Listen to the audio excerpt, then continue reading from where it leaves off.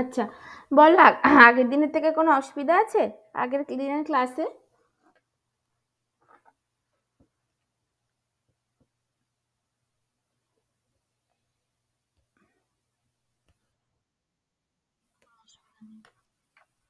আচ্ছা, ঠিক আছে।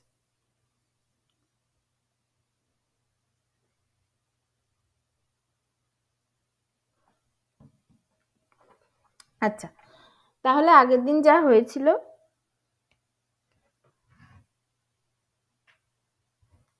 তাহলে আগের দিন যা হয়েছিল, তো যতটা হয়েছিল ওই particle rotating on a ring or energy expression অবধি হয়েছিল। তারপরে আমি বলেছিলাম যে ওই কিছু ছোট ছোট প্রশ্ন, একটা একটু আর কি, মানে কোশ্চেন কাইন্ড অফ জিনিস করাতে হবে।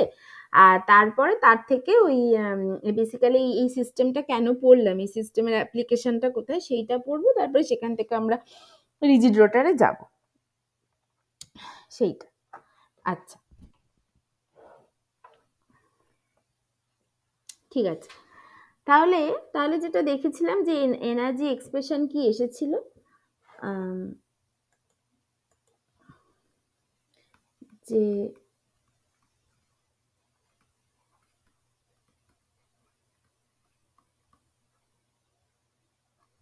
Energy eigen value for the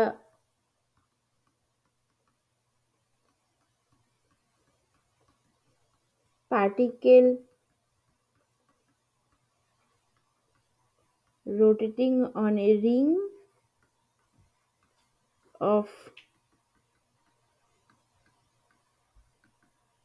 fixed radius, সেইটা এসেছিল বেসিক্যালি ই, যেটা এম এর ওপর ডিপেন্ড করে, এবং এসেছিল M square H car square by twice I. এটা এসেছিল উইথ এম এর value 0, +-1, +-2, 3 dot dot dot dot, এটা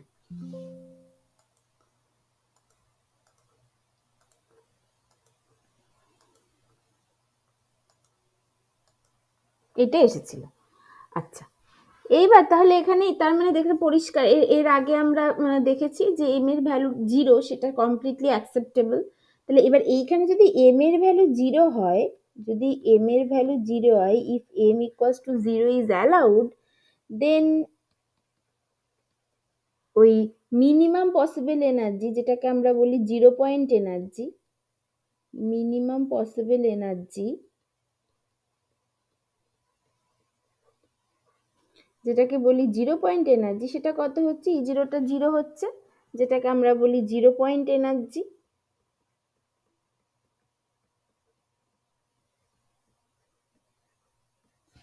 0 পয়েন্ট এনার্জি। তাহলে এবার এখানে কোশ্চেনটা হচ্ছে, তাহলে 0 পয়েন্ট এনার্জি যদি 0 হয়, তাহলে এটার কি হাইজেনবার্গ আনসার্টেনিটি প্রিন্সিপাল মেনে চলছে? তাহলে ডাজ ইট ওবে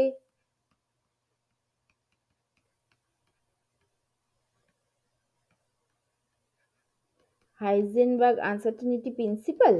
এটা হচ্ছে কোশ্চেন। তাহলে 0 পয়েন্ট এনার্জি 0 হলে অসুবিধাটা কোথায়? তাহলে ই জিরোটা 0, এইটা মানে কি? মানে এনার্জি হচ্ছে পোলার কোঅর্ডিনেটে এনার্জি হচ্ছে অ্যাঙ্গুলার মোমেন্টাম থেকে আসে, বেসিক্যালি যেটা হয় এল স্কোয়ার বাই টুয়াইস আই, সেটা হচ্ছে 0। তাহলে এইটা 0 মানে কি? এল স্কোয়ার ইকুয়ালস টু 0। এইটা মানে কি? এইটা মানে ইমপ্লাই করছে এল ইকুয়ালস টু 0। তার মানে uncertainty in angular momentum delta L বা সিগমা এল, যেটা, সেটাকে আমরা কিভাবে লিখি? সেটাকে আমরা লিখি হচ্ছে এল স্কোয়ার অ্যাভারেজ মাইনাস এল অ্যাভারেজের স্কোয়ার। এবার এলটা যদি 0 হয়, তাহলে এই টোটালটা 0, এটা 0 হয়ে যাচ্ছে। নাও from Heisenberg uncertainty principle, delta L into delta phi that is greater than equals to h cross by 2 হতে হবে। ডেল্টা এলটা যদি 0 হয়, তাহলে delta phi greater than equals to H cross by 2 into delta L, এটা যদি 0 হয়, তার মানে এইটা basically delta phi tends to infinity হতে হবে, তাহলেই একমাত্র হাইজেনবার্গ আনসার্টেনিটি প্রিন্সিপাল মেনে চলবে। তার মানে এইখান থেকে বোঝা যাচ্ছে যে to obey Heisenberg uncertainty principle, delta phi tends to infinity হতে হবে, delta phi tends to infinity হতে হবে। এখন কোশ্চেনটা হচ্ছে delta phi tends to infinity হতে পারে কি না। তাহলে দেখা যাক সেটা কি অ্যাকচুয়ালি হতে পারে। সেটা অ্যাকচুয়ালি হতে পারে। তার কারণ কি? তার কারণ হচ্ছে এইখানে পার্টিকেলটা তো পুরোটাই রোটেট করছে, একটা ফিক্সড রেডিয়াসের সাপেক্ষে পার্টিকেলটা অলওয়েজ, পার্টিকেল ইজ রোটেটিং। মানে কি? মানে এরকম একটা সার্কুলার পথে একটা ফিক্সড রেডিয়াসের রেসপেক্টে, এটা হচ্ছে আর রেডিয়াস, এইখানে একটা এম মাসের পার্টিকেল ধরো রোটেট করছে, তার মানে মানে এইভাবে রোটেট করছে। এবং কি হয়েছে, এইটা যদি ফাই হয়, এইটা যদি ফাই হয়, এই অ্যাঙ্গেলটা যদি ফাই হয়, তাহলে ও একবার ঘুরে এসে 2 পাই, মানে এখান থেকে শুরু করে 2 পাই প্লাস ফাই ঘুরে এসে এইখানে আসলো। এবার সেটা এবার এবারে তো প্রতিটা পয়েন্টেই তো ওয়েভ ফাংশন একই। সেটাই তো আমরা দেখেছিলাম যে single valued of wave function, সেই 2 পাই প্লাস ফাই করে তো দেখেছিলাম যে ওয়েভ ফাংশন গুলো মানে প্রত্যেকটা জায়গায় সিঙ্গেল ভ্যালুড ওয়েভ ফাংশন। তার মানে এ ঘুরে এখানে আসলো, মানে এবার এখানে আসতে পারে, এখানে না এসে যদি এইখানে আসে, তার মানে ফাই থেকে ডেল্টা ফাই, এই হচ্ছে ওর এরারটা। ফাই থেকে ডেল্টা ফাই, এই এরারটা হয়েছে। মানে প্রথমে একবার ঘুরে আসলো, ধরো এখান থেকে শুরু করে 2 পাই প্লাস ফাইতে গেল, তারপরে ফাইতে না গিয়ে ও হয়তো কিছুটা সরে এসে এইখানে গেছে, এটাই তো ডেল্টা ফাই বেসিক্যালি, এইটুকু তো ডেল্টা ফাই, এখানে হয়তো গেছে। এইবার এই ডেল্টা ফাইটা এবার ও কতবার ঘুরে এখানে গেল এইটা তো কেউ জানে না। ও হয়তো একবার ঘুরে এখানে গেছে, কি হয়তো 10 বার ঘুরে যাওয়ার পর এখানে গেছে, তো কন্টিনিউয়াসলি ঘুরছে, মানে কখনো এখানে যাচ্ছে, কখনো এখানে থাকছে, কখনো এখানে থাকছে, এইভাবে ও ডেল্টা ফাইটা অ্যাকচুয়ালি কি হচ্ছে, ডেল্টা ফাইটা অ্যাকচুয়ালি হচ্ছে delta phi plus 2 pi into N. মানে কতবার ঘোরার পর ওই ডেল্টা ফাই পরিমাণ ও যাচ্ছে সেটা তো কেউ জানে না, মানে বেসিক্যালি এই এনটা ইনফাইনাইট হতে পারে, মানে ইনফিনিটি বার ঘুরেও এইখানে হয়তো পৌঁছাচ্ছে। মানে প্রথমে এখান থেকে শুরু করে হয়তো 2 পাই প্লাস ফাইতে গেল, হ্যাঁ, তারপরে হচ্ছে মানে না মানে মানে বেসিক্যালি প্রথমে এই পয়েন্ট থেকে শুরু করে হয়তো এইখানে এসেছে, তারপরের বার ঘুরে হয়তো এইখানে গেছে, তারপরের বার ঘুরে হয়তো এইখানে গেছে, তারপরের বার ঘুরে হয়তো এইখানে গেছে, করে এরকম ভাবে হয়তো ইনফাইনাইট নাম্বার অফ ঘুরার পর ওই ডেল্টা ফাই এই এই জায়গাটায় গিয়ে পৌঁছেছে। তার মানে ইনফিনিটি নাম্বার অফ যদি ঘোরে, তার মানে এনটা হচ্ছে ইনফিনিটি, তার মানে ডেল্টা ফাই প্লাস ইনফিনিটি মানে ইনফিনিটি, তার মানে ডেল্টা ফাই অ্যাকচুয়ালি ইনফিনিটি হতে পারে। তার মানে delta phi may be infinity. তাহলে এটা যদি হয়, তার মানে ডেল্টা এল বেসিক্যালি 0 হতে পারে, and it will obey Heisenberg uncertainty principal. মানে কথাটা হলো কতবার ঘুরে এইখানে গেছে, এটা হচ্ছে ইনফিনিটি বার ঘুরেও এখানে যেতে পারে, একবার ঘুরেও এখানে যেতে পারে, দুবার ঘুরেও এখানে যেতে পারে, মানে মানে তার মানে ডেল্টা ফাইটা ইনফিনিটি হতে পারে, এমন নয় যে হতে পারে না। তাহলে ডেল্টা ফাইটা ইনফিনিটি হতে পারলেই তার মানে হাইজেনবার্গ আনসার্টিনিটি প্রিন্সিপাল মেনে চলবে। ঠিক আছে,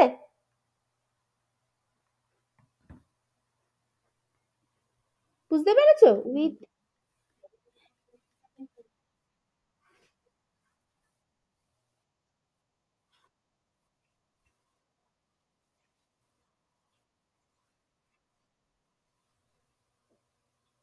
এল average square minus L square, হ্যাঁ এল স্কোয়ার অ্যাভারেজ হবে, হ্যাঁ এল average square minus L square average.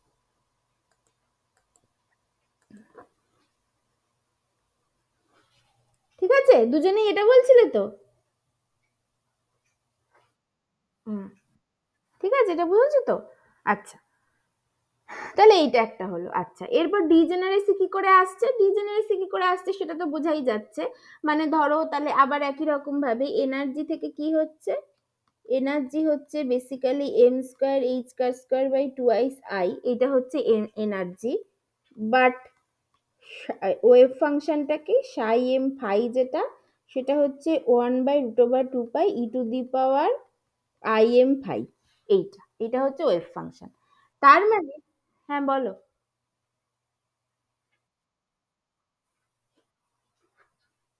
হুম,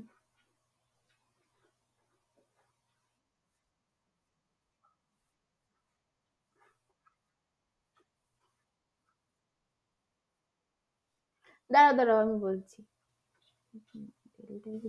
x square average minus x average square, হ্যাঁ ঠিক আছে।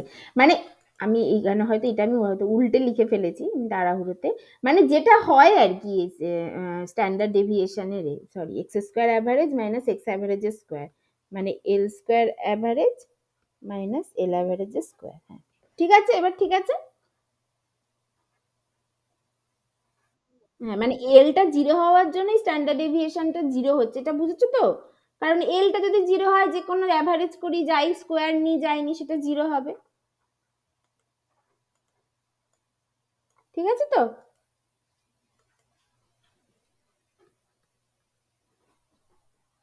ঠিক আছে তো এইটা। আচ্ছা আচ্ছা, তাহলে এনার্জিটা কি? এনার্জি হচ্ছে M square H square by two I's আর ওয়েভ ফাংশন এইটা। এইবার যদি আমার এমটা যদি মাইনাস এম হয়, মানে এমটা যদি মাইনাস এম হয়, দেন অলসো ই এম কি থাকবে? M square H square by two I's I থাকবে, মানে ই এম বা ই মাইনাস এম, যদি মাইনাস এমও বলতে পারি, সেটা এটাই থাকবে। বাট সাই কি হবে?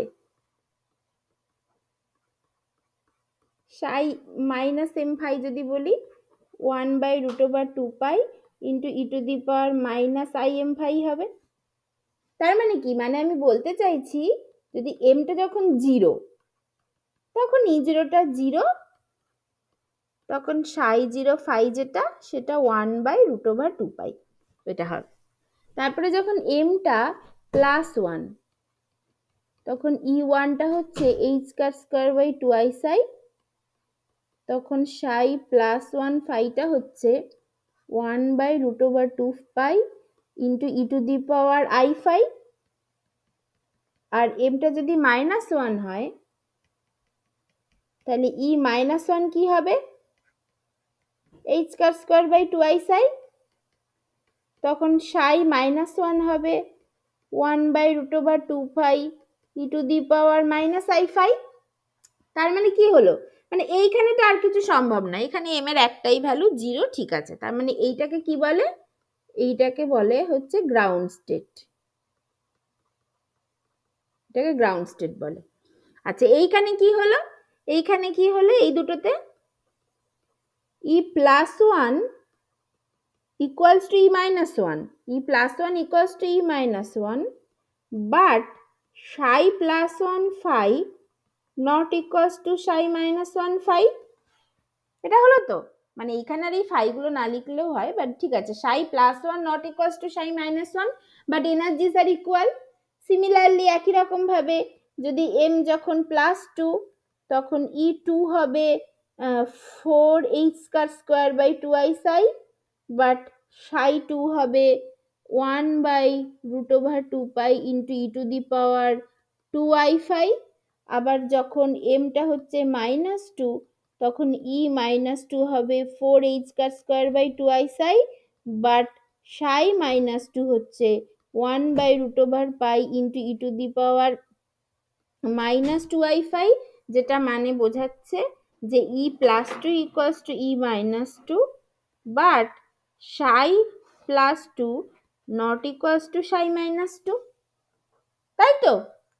তার মানে এই প্রতিটা স্টেট কি, except ground state, ground state is always non degenerate, মানে কোনো একটা মানে এরকম টাইপের পোটেনশিয়াল সিস্টেমের ক্ষেত্রে ground state is always non degenerate, ground state is always non degenerate, but other than ground state all, এই মানে এই সিস্টেমটার ক্ষেত্রে particularly all the states are doubly degenerate.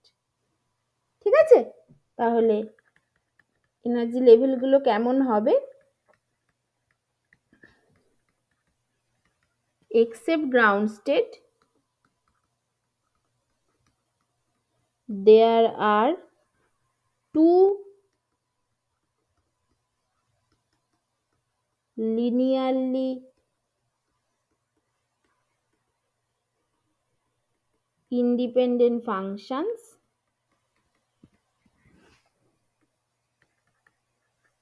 having the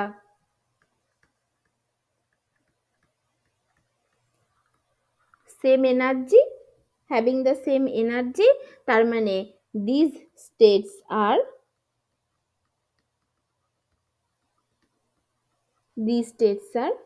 doubly degenerate।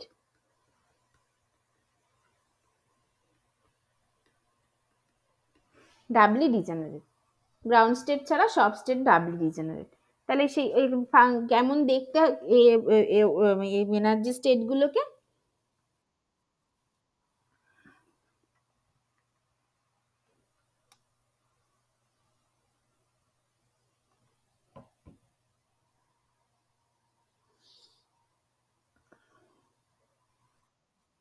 কেমন দেখতে এনার্জি স্টেটগুলোকে?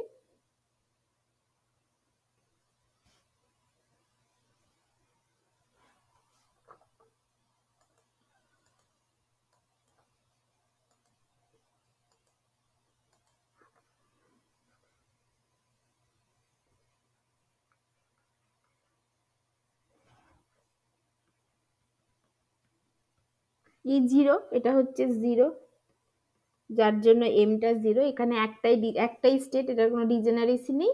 এরপর থেকে কি হবে? এরপর থেকে হবে হচ্ছে, ধরো এমটা হচ্ছে, এম যখন ওয়ান, এম যদি মানে আর কি মানে প্লাস মাইনাস ওয়ান হয়, তার জন্য কি হবে? একই এনার্জি, তো তার মানে এনার্জি অনুযায়ী দুটো একই জায়গায় থাকবে, বাট এইটা হবে হচ্ছে সাই প্লাস ওয়ান, এটা সাই minus one, which are different. তাহলে এইটা হবে হচ্ছে বেসিক্যালি ই ওয়ান, যেটা মানে হচ্ছে H car square by two I psi. But E টুটা কোথায় হবে? এর ওপরে হবে, কিন্তু এর মধ্যে যা গ্যাপ, এর তার উপরে এর মানে ই জিরো আর ই ওয়ান এর মধ্যে যা গ্যাপ, ই ওয়ান আর ই টু এর মধ্যে গ্যাপটা কি হবে সেটা এখনো জানি না, সেটা আমাদেরকে বার করতে হবে। সেটা কি হবে সেটা দেখে নি কেমন হবে। তাহলে ধরো spacing between two successive energy level, মানে ধরো এম আর এম প্লাস ওয়ান এর মধ্যে যদি বলি সাকসেসিভ এনার্জি লেভেল, সেটা কি হবে? Delta E M to M plus one এর জন্য। তাহলে M to M plus one এইভাবে লেখে, এটার জন্য কি হবে? এম প্লাস ওয়ান এর এনার্জি মাইনাস এম এর এনার্জি, মানে কি basically M plus one square minus M square H car square by two I psi, এইটা। তাহলে এইটা ইকুয়ালস টু হবে two M plus one H car square by two I psi, মানে এটা যদি জাস্ট ভেঙে লেখো তাহলে এম স্কোয়ার কেটে যাবে, টু এম প্লাস ওয়ান থাকবে শুধু। তাহলে two M plus one H car square by two I psi এটা হবে। তার মানে এখান থেকে এটা পরিষ্কার যে এম এর ভ্যালু বাড়ার সাথে সাথে energy gap between two successive মানে spacing between two successive energy level actually increase করছে, এটা পরিষ্কার। তার মানে spacing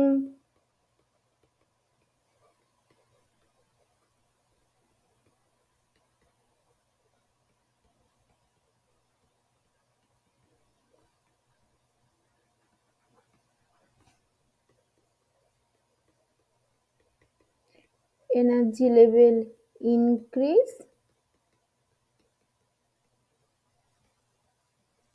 with increase in,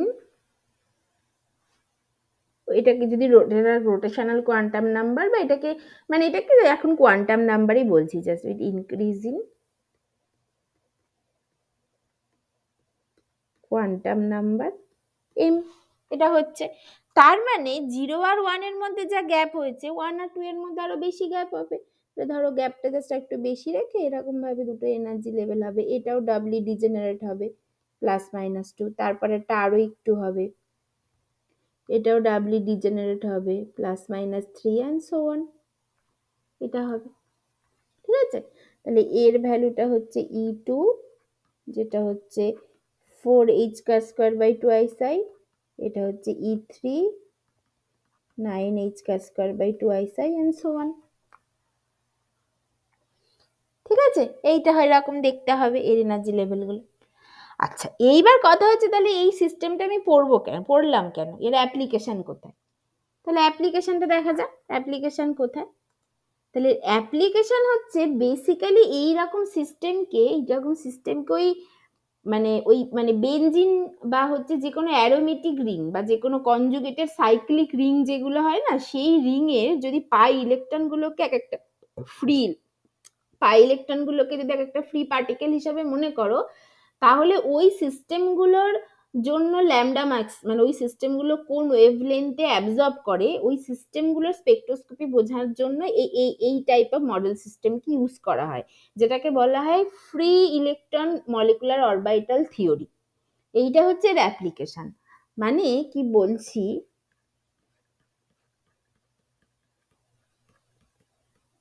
application হচ্ছে free electron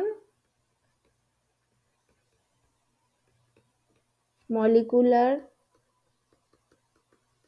orbital theory, FEMO, এইটাতে এই হিসাবে ইউজ করা হয়। এই ব্যাপারটা কি, ব্যাপারটা হচ্ছে এই যে সাইক্লিক কনজুগেটেড সিস্টেম যেগুলো, সাইক্লিক কনজুগেটেড সিস্টেম যেগুলো, তাদের পাই ইলেকট্রনগুলোকে যদি মনে করা হয় যে এই যে সাইক্লিক ফ্রেমওয়ার্কের ওপর বা কনজুগেটেড ফ্রেমওয়ার্কের ওপর ওরা ফ্রিলি মুভ করছে, তাহলে ওগুলোকে free particle rotating on a ring এর মতো করে ট্রিট করা হয়। তাহলে সেই জন্য ওই টাইপের সিস্টেমগুলোর ইউভি স্পেকট্রোস্কোপিতে যদি কোন ওয়েভলেন্থে অ্যাবজর্ব করে সেটা বার করতে হয়, তাহলে তখন থিওরিটিক্যালি মানে এক্সপেরিমেন্টাল একটা ভ্যালু আছে, এক্সপেরিমেন্টালি তো একটা ভ্যালু পাওয়া গেছে ধরো, এবার থিওরিটিক্যালি যদি দেখতে হয় যে এই টাইপের মডেল সিস্টেমগুলো কতটা ভালো, তখন এই যে এই সাইক্লিক কনজুগেটেড সিস্টেমগুলোকে ল্যামডা ম্যাক্সকে যদি থিওরিটিক্যালি বার করতে হয়, তাহলে এই মডেল সিস্টেমটাকে নিতে হয়, যেটাকে বলা হয় free electron molecular orbital theory. তাহলে cyclic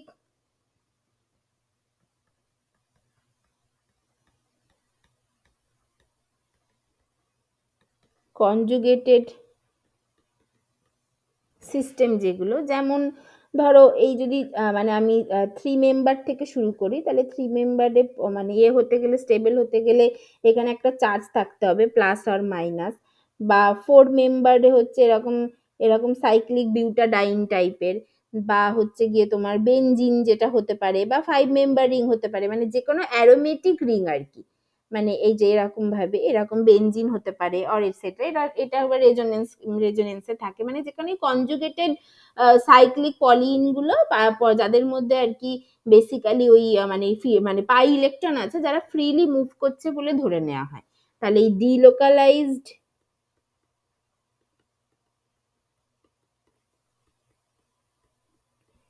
pi electrons can be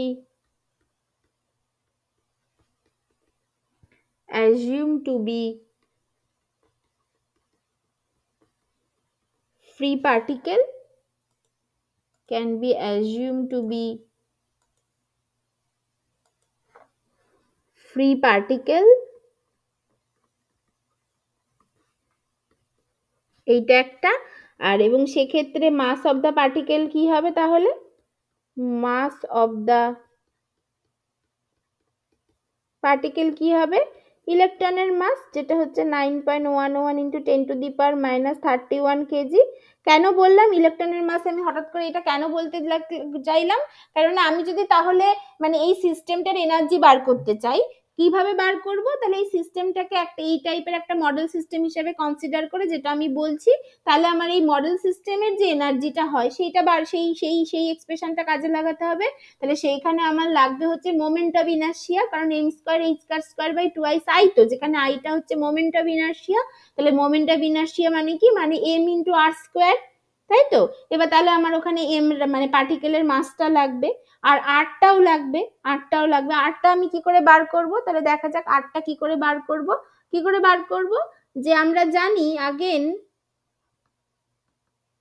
এই যে 2πr যেটা, এটা তো সার্কামফিয়ারেন্স, মানে যদি এইটাকে একটা ওই মানে সাইক্লিক কনজুগেটেড পলিইনের মতো আমি যদি কনসিডার করি, মানে যেখানে বলতে চাইছে যে এই যে কনজুগেটেড ফ্রেমওয়ার্কটা যেটা, সেটাকে হচ্ছে ওই একটা একটা একটা রিং এর মতো মনে করছি, যে রিং এর ওপর দিয়ে পাই ইলেকট্রন যাদেরকে একটা ফ্রি পার্টিকেল হিসেবে কনসিডার করছি তারা ঘুরে বেড়াচ্ছে, তাহলে সেরকম একটা রিং এর সার্কামফিয়ারেন্স তো 2πr, তাহলে সেই 2πrটা এইখানে কার সাথে ইকুয়াল হবে, সেই 2πr ইকুয়ালস টু হবে n into D, where d is the cc bond length, তাই তো, এটা হবে। তাহলে ধরো for benzene, for benzene 2πr কি হবে?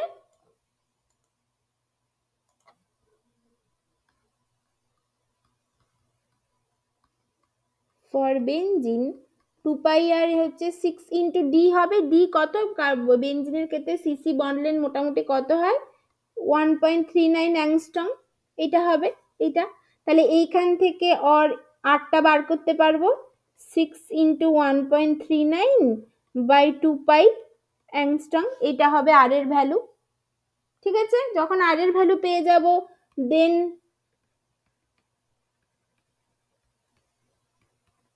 মোমেন্ট অফ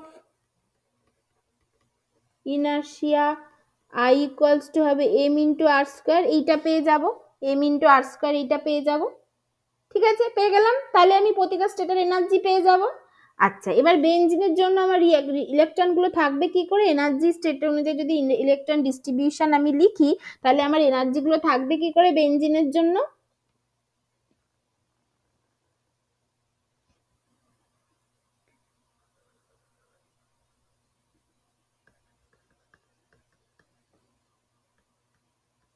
এই যে এইটা, তারপরে এরকম ভাবে ছিল, এইভাবে ছিল, আবার ধরো এইভাবে ছিল, এইভাবে ছিল, তারপরে ধরো এইভাবে, মানে এইভাবে তো এনার্জি স্টেট গুলো আছে। এবার বেনজিনের জন্য আমার ইলেকট্রন গুলো কিভাবে থাকবে? 6টা ইলেকট্রন বেনজিনের জন্য, তাহলে এইটা হচ্ছে আমার E1, এইটা হচ্ছে আমার E2, এগুলোর তো ঠিক আছে। তাহলে এইটা হচ্ছে গিয়ে ধরো ψ+1, এটা হচ্ছে ψ-1, এটা ψ+2, এটা ψ-2 এন্ড সো অন, এইভাবে আছে। তাহলে বেনজিনের জন্য ইলেকট্রন কিভাবে থাকবে? 6টা পাই ইলেকট্রন তো, তাহলে গ্রাউন্ড স্টেটে 2টো থাকবে। আচ্ছা, এটা হচ্ছে ওই মানে হুনস রুল বা আউটবাউ প্রিন্সিপাল মেনে যদি ইলেকট্রন গুলো ঢোকে তাহলে কিভাবে হবে? তাহলে যখনই এরকম ডিজেনারেসি হয়ে যাচ্ছে তখন কি হবে? তখন প্রতিটাতে একটা একটা করে প্রথমে ঢুকে যাবে, একটা একটা করে প্রথমে ঢুকে যাবে। তারপরে তারপরে যদি আরো বাকি থেকে যায়, তাহলে এখানে তো 4টে হয়েছে, মানে আরো 2টো বাকি আছে, তারপরে আবার একটা একটা করে ঢুকবে। এটাই হচ্ছে নিয়ম, আউটবাউ প্রিন্সিপাল বা হুনস রুল অনুযায়ী, এটা আমরা জানি। তাহলে এইভাবে ঢুকবে। ঠিক আছে তো, কোনো অসুবিধা নেই কারোর? ঠিক আছে, এইভাবে হচ্ছে এইটা। আচ্ছা, তাহলে এর এর গ্রাউন্ড স্টেট কনফিগারেশনটা কি বেনজিনের? For benzene number of delocalized pi electron হচ্ছে 6টা, এইটা আছে। আচ্ছা, পাই ইলেকট্রনস হচ্ছে 6টা। আর এর গ্রাউন্ড স্টেট কনফিগারেশনটা কি পেলাম? গ্রাউন্ড স্টেট কনফিগারেশন, গ্রাউন্ড স্টেটটা কি? এটার বেসিক্যালি এইভাবে আছে, ψ02, ψ0তে 2টো আছে, ψ+1 এ 2 আর ψ-1 এ 2, তারপরে ψ+2 তে 0, ψ-2 তে 0 এন্ড ডট ডট ডট, বাকি সবকিছুতে 0। ঠিক আছে, এইভাবে হচ্ছে গ্রাউন্ড স্টেট কনফিগারেশনটা আছে। তাহলে এর গ্রাউন্ড স্টেট এনার্জি কি? এই যে এই টোটালটার এনার্জি হচ্ছে গ্রাউন্ড স্টেট এনার্জি, মানে এর গ্রাউন্ড স্টেট কনফিগারেশনটা হচ্ছে এইটা। তাহলে গ্রাউন্ড স্টেট এনার্জি কত? এগুলো কিন্তু পরীক্ষায় আসবে, ঠিক আছে, মাথা ঠান্ডা করে করতে হবে কিন্তু। গ্রাউন্ড স্টেট এনার্জি কত দেখো এইটার ক্ষেত্রে, তাহলে প্রথমটাই আছে, মানে আমার m=0তে, m=0তে আমার 2টো ইলেকট্রন আছে, তাহলে বেসিক্যালি 2 ইন্টু ওই মানে m²² যায়, যেটা বেসিক্যালি 0, প্লাস তারপরেরটাই কি কি আছে? তারপরেরটাই আমার 4টি ইলেকট্রন আছে, তার মানে বেসিক্যালি এরকম ভাবে হবে 2 into E+1 plus 2 into E-1, কিন্তু E+1 আর E-1 তো সেম, তার মানে আমি এটাকে জাস্ট লিখে দিতে পারি 4 ইন্টু h²/2i, মানে m²h²/2i, m যেহেতু +-1 তার মানে হচ্ছে 1 এখানে, তাহলে এইটা হচ্ছে এনার্জি। তার মানে কত? এটা তো 0, আর এখানে যদি 2 কেটে যায় তাহলে 2h²/i, এটা হচ্ছে বেনজিনের জন্য গ্রাউন্ড স্টেট এনার্জি। ঠিক আছে, এটা হলো 1 নম্বর। আচ্ছা, 2 নম্বর, এবার যদি ধরো আমাকে এটা বলে যে একটা ইলেকট্রন ট্রানজিশন হচ্ছে ফ্রম m=1 +-1 টু, মানে এরকম বলা হচ্ছে যে একটা ইলেকট্রন ট্রানজিশন হচ্ছে, কোথা থেকে ইলেকট্রন ট্রানজিশন হবে? সেটা আমরা জানি, সেটাও আমাদের ওই মানে আমাদের ওই হাউবাউ প্রিন্সিপাল রুল থেকে আমরা জানি। এটা হচ্ছে সব থেকে হায়ার স্টেট থেকে মানে হোমো টু লুমো ট্রানজিশন হচ্ছে, অত কঠিন করে না বলে ধরো বলছে যে হোমো টু লুমো ট্রানজিশন হচ্ছে, তার জন্য ল্যামডা ম্যাক্স বার করো। হোমো টু লুমো ট্রানজিশন হচ্ছে, তার মানে এর হোমো কোনটা? হোমো হচ্ছে এম প্লাস মাইনাস ওয়ানটা হচ্ছে হোমো, আর এইটা হচ্ছে লুমো। তাহলে হোমো থেকে লুমো ট্রানজিশনের জন্য আমার এনার্জি গ্যাপ কত হবে? এনার্জি গ্যাপ আমি কত বার করেছিলাম? মানে এটা অনেকভাবেই করতে পারি। প্রথমত হোমোর এনার্জি, হোমো কোনটা? সেটা হচ্ছে বেসিক্যালি ই প্লাস মাইনাস ওয়ান, যেটা মানে মানে হোমোটা হচ্ছে মানে ই ওয়ানটা, 1 নম্বর স্টেটটা হচ্ছে হোমো, আর 2 নম্বর স্টেটটা হচ্ছে লুমো। তার মানে হোমোর এনার্জি হচ্ছে E1, সেটা কত হয়?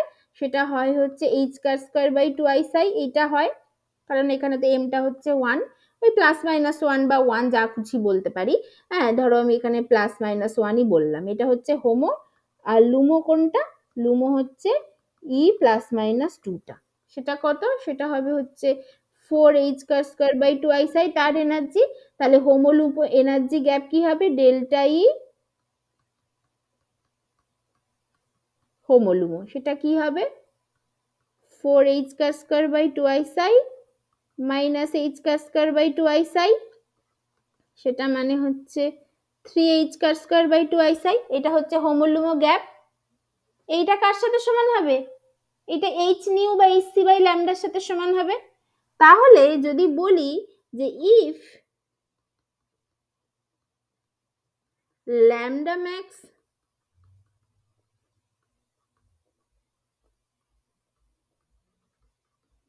is the wavelength for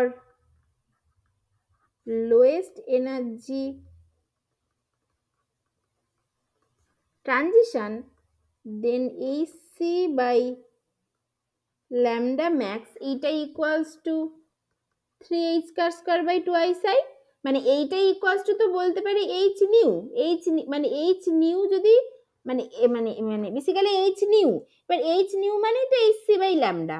এবার সেটাই আমি বলছি যে এনার্জিটা সব থেকে মিনিমাম ট্রানজিশন এনার্জি যদি এইটা হয়, তাহলে তার করসপন্ডিং যে ল্যামডা, সেটাই ল্যামডা ম্যাক্স হবে। তাহলে if lambda max is the wavelength for the lowest transition, তাহলে h c by lambda max equals to এইটা। তাহলে সেখান থেকে ল্যামডা ম্যাক্স ইকুয়ালস টু কি হবে? ওই ধরো এইচ কার্ডটাকে যদি ভেঙে লিখি, তাহলে ওই মানে h²/4 করে এটা জাস্ট আসবে হচ্ছে ধরো মানে আমি যদি এখানে লিখি যে 3h²/8 ইন্টু আই, তাহলে সেখান থেকে ল্যামডা ম্যাক্স আসবে হচ্ছে 8π² I into C by 3h, এটা হবে হচ্ছে ল্যামডা ম্যাক্স। এবারে এখানে সব কটার ভ্যালু আমি জানি, আই এর ভ্যালু আমি আগে বার করে নিয়েছি mr² করে, সি তো কনস্ট্যান্ট, এইচ কনস্ট্যান্ট, 8π² এর ভ্যালু বসাবো, বসিয়ে ল্যামডা ম্যাক্স বার করব। তাহলে এক্সপেরিমেন্টালি আমার কাছে একটা ল্যামডা ম্যাক্স থাকবে, আর থিওরিটিক্যালি আমি এটা বার করব, বার করে দেখবো যে এটা কতটা মিলছে। ঠিক আছে? তাহলে এইভাবে বেসিক্যালি এগুলো কাজ করে।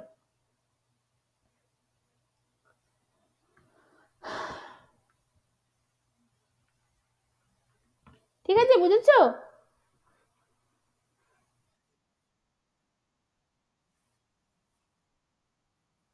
হ্যাঁ,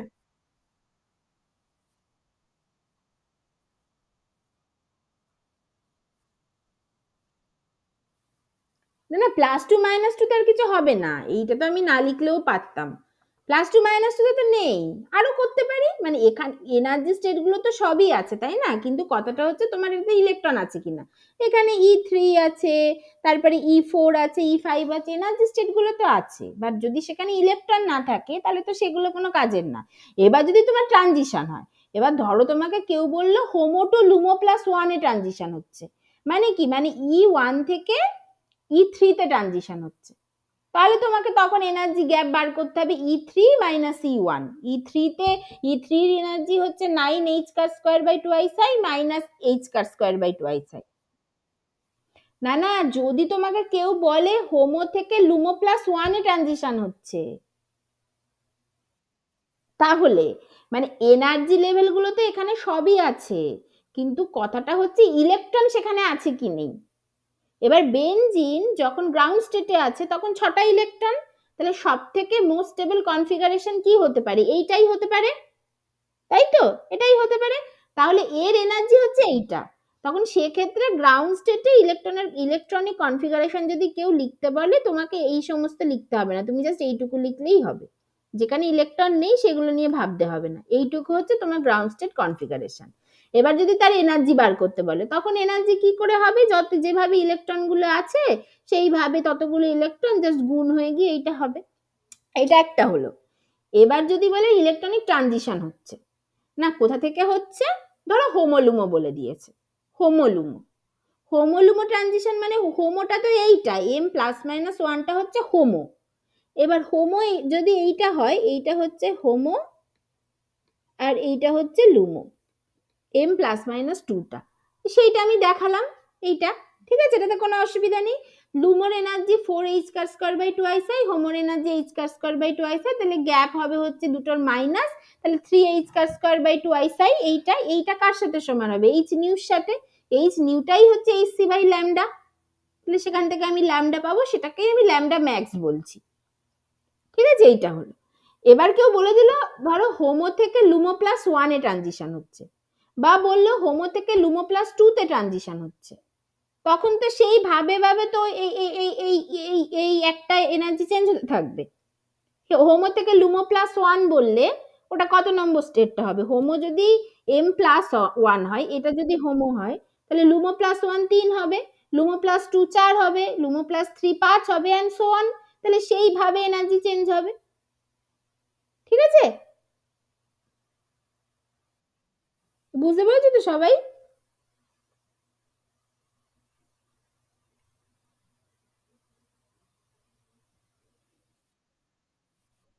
আচ্ছা, এইভাবে হবে, এইটা হচ্ছে ব্যাপার। আচ্ছা, তাহলে এটা হয়ে গেল। আচ্ছা, এবার নেক্সট আমাদের যেটা যেটা পড়তে হবে সেটা হচ্ছে রিজিড রোটার প্রবলেম।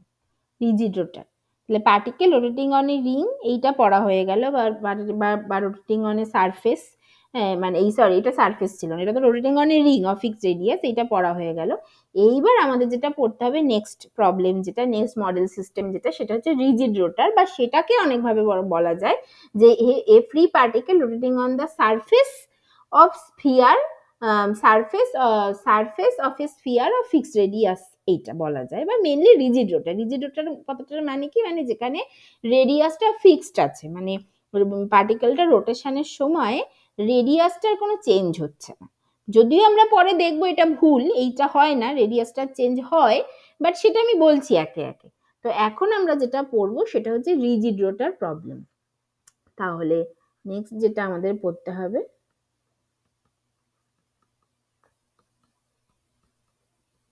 সেটা হচ্ছে রিজিড রোটার, অর এটাকে অনেক সময় বলা যায় এ free particle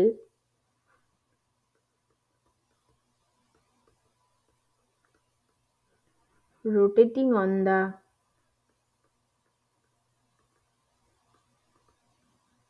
surface of a sphere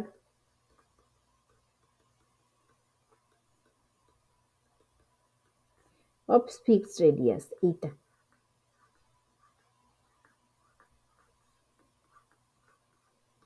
এইটা ঠিক আছে, এইটা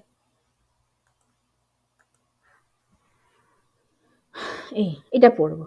আচ্ছা, তাহলে এটা ব্যাপারটা কেমন দেখতে, যে মানে বেসিক্যালি ধরো, মানে এটা আবার বেসিক্যালি কিভাবে হয়, মানে এটা হচ্ছে যদি এটা মনো অ্যাটমিক, মানে যদি একটা অ্যাটম যদি হয়, তাহলে সে তো কোনো একটা ফিক্সড পয়েন্টের রেসপেক্টে ধরো ঘুরছে, সেটা একটা হতে পারে।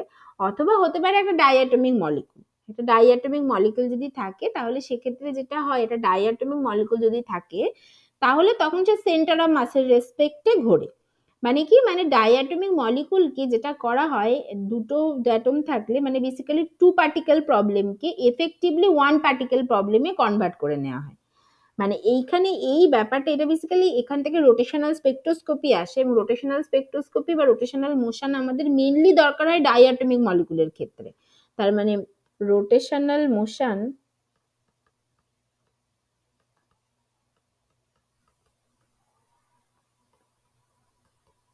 of a diatomic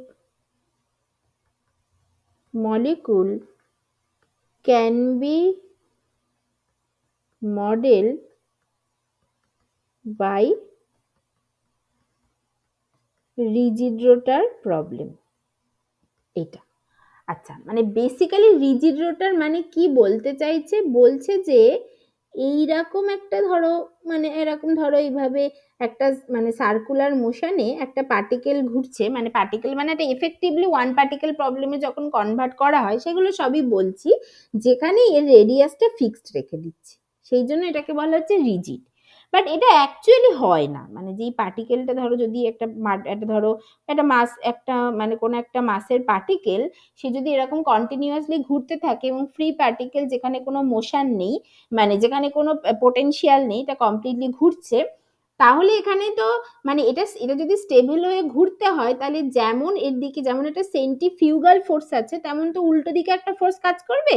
যেমন সেন্টারের দিকে একটা ফোর্স আছে যে কারণে ও ঘুরছে, তেমন মানে যদি স্টেবল ভাবে সিস্টেমটাকে থাকতে হয়, তাহলে তো ওকে সেন্টারের বাইরের দিকেও একটা ফোর্স কাজ করা উচিত, তার মানে সেন্টিপিটাল ফোর্স যেটাকে বলে। তার মানে সেন্টিপিটাল ফোর্সের জন্য ওর যেমন ভেতরের দিকে একটা আকর্ষণ আছে, তেমন বাইরের দিকেও একটা মানে যেতে চাইবে, এরকম একটা ব্যাপার আছে। তার মানে বন্ড লেন্থটা অ্যাকচুয়ালি মানে বাড়া উচিত, মানে এমন নয় যে, মানে বন্ড লেন্থটা বেসিক্যালি ফ্লেক্সিবল হওয়া উচিত, এমন নয় যেটা রিজিড রোটার, রিজিড মোশন, এটা রিজিড কখনো থাকতে পারে না।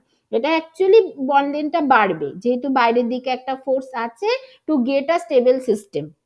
এবং এবং যখন বন্ড লেন্থটা বাড়বে, তার মানে there is a displacement of bond length হচ্ছে। এখন তো আমি ফিক্স ধরে নিয়েছি, পুরো পথটা জুড়েই আমার রেডিয়াসটা ফিক্স, কিন্তু যখন আমার হচ্ছে ওই বন্ড লেন্থটা বাড়বে, তখন মানে যখন মানে আমার বাইরের দিকে ফোর্সের জন্য বন্ড লেন্থটা অ্যাকচুয়ালি লজিক্যালি বাড়া উচিত, তার মানে there is a displacement of bond length, right? মানে এখন যেটা ইকুইলিব্রিয়াম বন্ড লেন্থ আর আছে, তখন হয়তো আর আর মাইনাস আর থেকে আর টু আর প্লাস ডেল্টা আর হবে, মানে একটা ডিসপ্লেসমেন্ট হচ্ছে। তার মানে ডিসপ্লেসমেন্টের জন্য যে রেস্টোরিং ফোর্সটা কাজ করবে, যখন কাজ করবে তার জন্য একটা পোটেনশিয়াল আসবে, সেটা তখন আসবে, যেটাকে আমরা বলি নন রিজিড রোটার। মানে নন রিজিড রোটারটাই হচ্ছে অ্যাকচুয়াল সিস্টেম, বুঝেছো? মানে মানে আমাদের বাস্তবে যেটা দেখা যায় সেটা হচ্ছে নন রিজিড রোটার।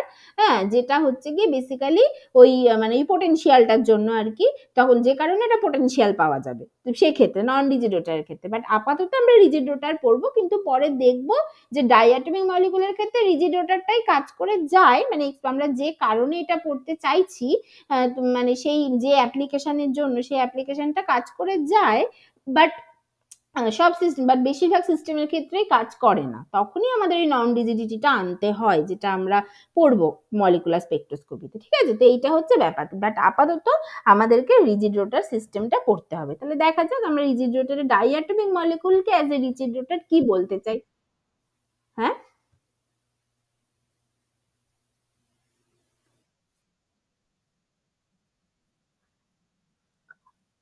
ও আচ্ছা, মানে আমি বলছি যে আপাতত আমরা রিজিড রোটার পড়বো। রিজিড রোটার মানে কি? রিজিড রোটার মানে যেখানে বন্ডটা রিজিড, বন্ড লেন্থটা চেঞ্জ হচ্ছে না। মানে ধরো আমি যদি এইখানে ধরো আমার মানে এইখানে ধরো এইখানে আমার এফেক্টিভ মাসটা আছে, যেটাকে আমি এখন একটা পার্টিকেলের মতো ভাবছি। আচ্ছা, তাহলে এই পার্টিকেলটা অফ মাস এম এ ঘুরছে, এবং এ সবসময় আর এর রেসপেক্টেই ঘুরছে, আরটা কমপ্লিটলি ফিক্সড আছে, আরটা চেঞ্জ হচ্ছে না, সেই জন্য এটাকে বলা হয় রিজিড রোটার। বন্ড লেন্থের কোনো চেঞ্জ হচ্ছে না, ঠিক আছে? এটা সেই জন্য এটাকে বলা হয় রিজিড রোটার।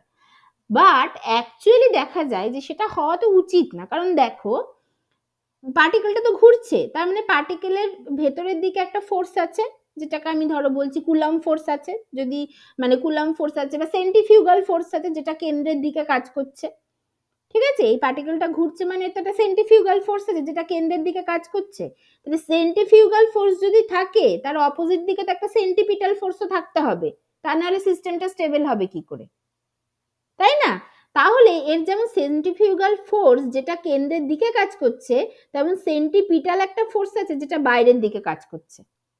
তার মানে এই বন্ড লেন্থটা যেমন, বন্ড লেন্থটা তার মানে যখন মানে যেমন ভেতরের দিকের একটা মানে এর একটা টান আছে, তেমন বাইরের দিকেও একটা টান আছে। তার মানে সেই বাইরের দিকে টানের জন্য বন্ড লেন্থটা বাড়াতে চাইবে, পার্টিকেলটা তো পার্টিকেলটা তো সবসময় বাইরের দিকে চলে যেতে চাইবে, আবার ওকে ভেতরের দিকের ফোর্স টানবে, আবার ওকে বাইরের দিকে ফোর্স টানবে, এরকম একটা ব্যাপার হতে থাকবে। তো তবেই তো সিস্টেমটা স্টেবিলাইজড হবে, তাই তো?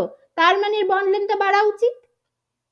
তার মানে যত বেশি জোরে ঘুরবে তত বেশি বন্ড লেন্থটা বাড়বে, কারণ সেন্টিপিটাল ফোর্স তত বেশি হবে, সেন্টিফিউগাল ফোর্স তত বেশি হবে, সেন্টিপিটাল ফোর্স তত বেশি হবে, তার মানে বন্ড লেন্থটা তত বাড়বে, তাই তো? তার মানে অ্যাকচুয়ালি এটা রিজিড নয়, এটা নন রিজিড হওয়া উচিত। এবার যখনই বন্ড লেন্থ বাড়বে তার মানে there is a displacement from the equilibrium position হবে, তার মানে এখানে একটা রেস্টোরিং ফোর্স কাজ করবে। মানে যখনই আমার আর জিরো থেকে এটা আর হয়ে যাবে তার মানে there is a displacement from equilibrium, যেটা হচ্ছে আর মাইনাস আর জিরো। তার মানে এই ডিসপ্লেসমেন্টের জন্য, মানে ধরো যে স্প্রিং, যেটা যেটা সিম্পল হারমোনিক অসিলেটরে আমরা পড়ি, যে একটা পেন্ডুলাম, যদি একটা পেন্ডুলামকে যদি ছেড়ে দেওয়া হয়, সে যদি নিজে নিজে একা একা একটা মোশনে থাকে, তাহলে বেসিক্যালি একটা ওই স্প্রিং মোশন পড়ি, তাই না? যে যেখানে ব্যাপারটা কি হচ্ছে, যে পেন্ডুলামটাকে যদি এরকম ভাবে ইকুইলিব্রিয়াম পজিশনে আছে, এই ইকুইলিব্রিয়াম পজিশনে আছে, যখন ওর রেডিয়াস হচ্ছে আর, মানে যখন ওর পজিশনটা হচ্ছে আর জিরো, তারপরে যদি একে দুলিয়ে দেওয়া হয় তাহলে এটা প্লাসে আর মাইনাসে এইভাবে যেতে পারে। তার মানে এখান থেকে এই যে এক্স পরিমাণ ডিসপ্লেসমেন্ট যদি হয়, তখন এর পজিশন যদি আর হয়, তাহলে আর মাইনাস আর জিরো হচ্ছে এর displacement from the equilibrium position. এবং এই ডিসপ্লেসমেন্টের জন্য এর মধ্যে একটা রেস্টোরিং ফোর্স থাকে, যেটাকে বলা হয় হচ্ছে এফ। সেই F proportional to minus of x, যেখান থেকে হুকস ল আসে, সেখান থেকেই তো সিম্পল হারমোনিক অসিলেটরের পোটেনশিয়াল আসে, তাই তো? যেটা হচ্ছে হাফ কে এক্স স্কোয়ার হয়। তাহলে এখানেও যদি একই রকম ভাবে বন্ডের ডিসপ্লেসমেন্ট ঘটে, তার মানে এখানেও একটা পোটেনশিয়াল এনার্জি আসবে সেই ক্ষেত্রে, ঠিক আছে? বুঝতে পেরেছো এবার? বাট এগুলো সবই নন রিজিডিটি যখন আসবে তখন। এখন আমরা নন রিজিড রোটার পড়ছি না, এখন আমরা রিজিড রোটার পড়ছি, বাট আমি জাস্ট ফর দ্য কমপ্লিটনেস বলে রাখলাম রিজিড রোটারটাই অ্যাকচুয়াল নয়। এটা হচ্ছে একটা মডেল সিস্টেম, যেটা বেশিরভাগ, মানে অনেক অনেক এক্সপেরিমেন্টাল ফেনোমেনাকেই হয়তো ব্যাখ্যা করতে পারে, মানে যখন আমরা অ্যাপ্লিকেশন পড়বো বুঝতে পারবো, বাট অনেকের ক্ষেত্রেই ব্যাখ্যা করতে পারে না, যে কারণে নন রিজিডিটি দরকার হয়, যেটা আমরা অ্যাকচুয়ালি স্পেকট্রোস্কোপিতে পড়বে তোমরা।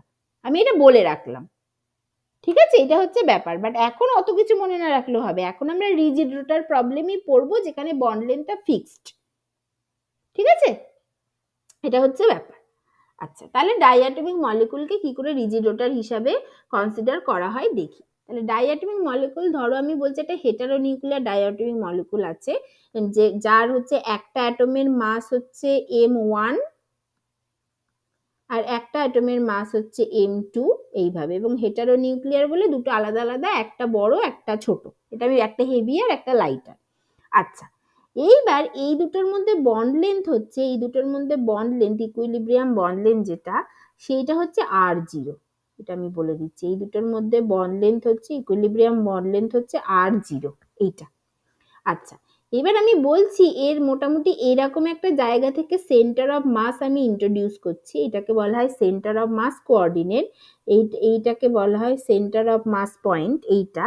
যেখানে সেন্টার অফ মাস থেকে এর ডিস্টেন্সটা হচ্ছে r1 আর এর ডিস্টেন্সটা হচ্ছে r2, এইটা, ঠিক আছে? এইভাবে।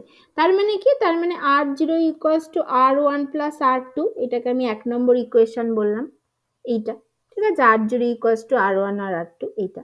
আচ্ছা, এবার এইখানে সেন্টার অফ মাস আমাকে কেন কনসিডার করতে হচ্ছে, কারণ এইখানে যেটা করা হয়, যে মানে টু পার্টিকেল প্রবলেমকে, মানে এখানে যেটা করা হয় যে this two particle problem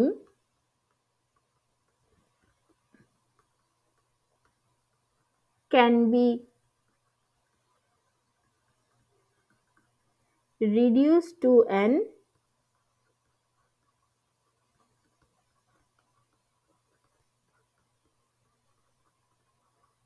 effective one particle problem, এইটা, ঠিক আছে? এইটা এই সেই জন্য, যেহেতু ওয়ান পার্টিকেল প্রবলেমে কনভার্ট করতে চাইছি, তাহলে ওয়ান পার্টিকেল প্রবলেমে কনভার্ট কিভাবে করব, মানে মনে করছি যে দুটো পার্টিকেলের মাস যেন এইরকম একটা জায়গায় কেন্দ্রীভূত হয়ে আছে, এবার কথাটা হচ্ছে আমি এই জায়গাটাই কেন নিলাম, অন্য জায়গা কেন নিলাম না, সেটা হচ্ছে আমার নেক্সট কথা। আচ্ছা সেইটা আমি কি করে করছি, সেইটা হচ্ছে এরকম ভাবে করতে হবে, সেইটা সেইভাবে করতে হবে যে বেসিক্যালি সেটাই হচ্ছে, মানে সেটা করতে হবে হচ্ছে definition of centre of mass থেকে, যে from the definition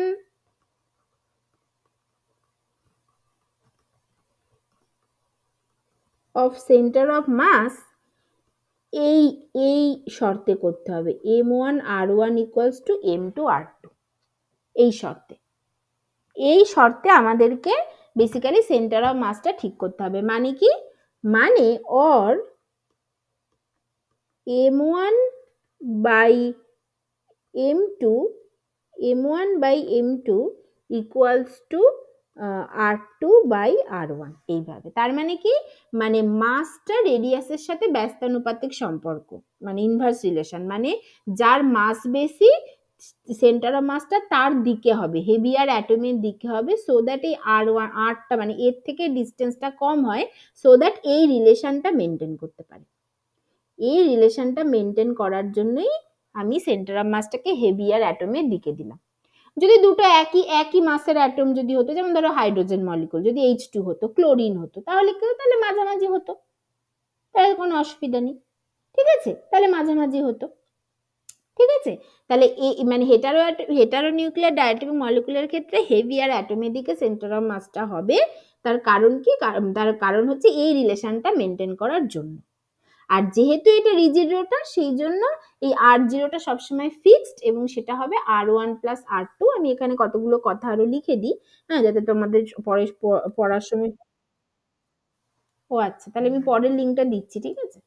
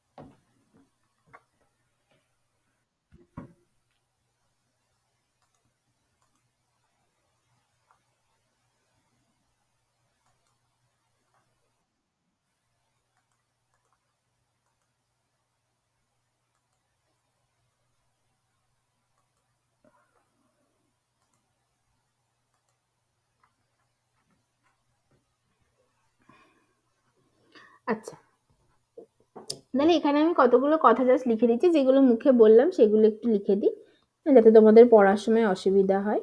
this is a রোটার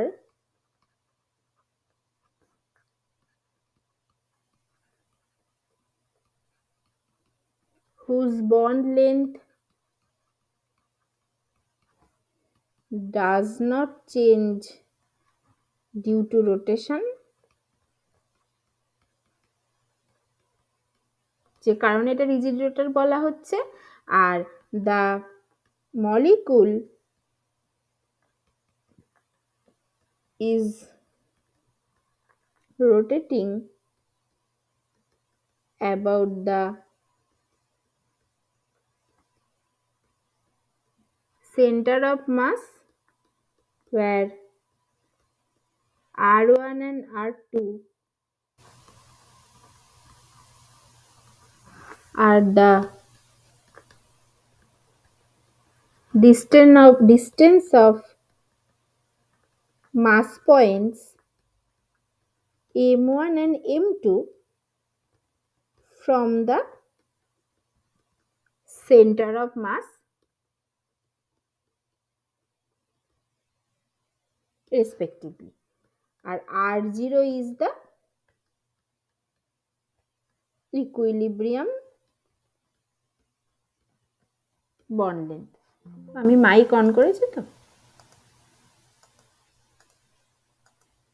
ও বাবা, মাইক অন করিনি, তোমরা বলছো না তখন ধরে আমি কথাই বলে যাচ্ছি।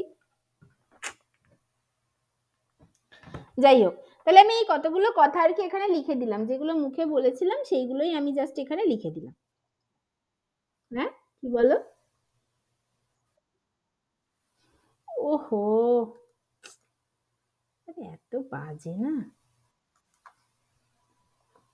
বলবে তো। তাই ভাবছি এত তাড়াতাড়ি সবকিছু কি করে শুরু হয়ে যাচ্ছে।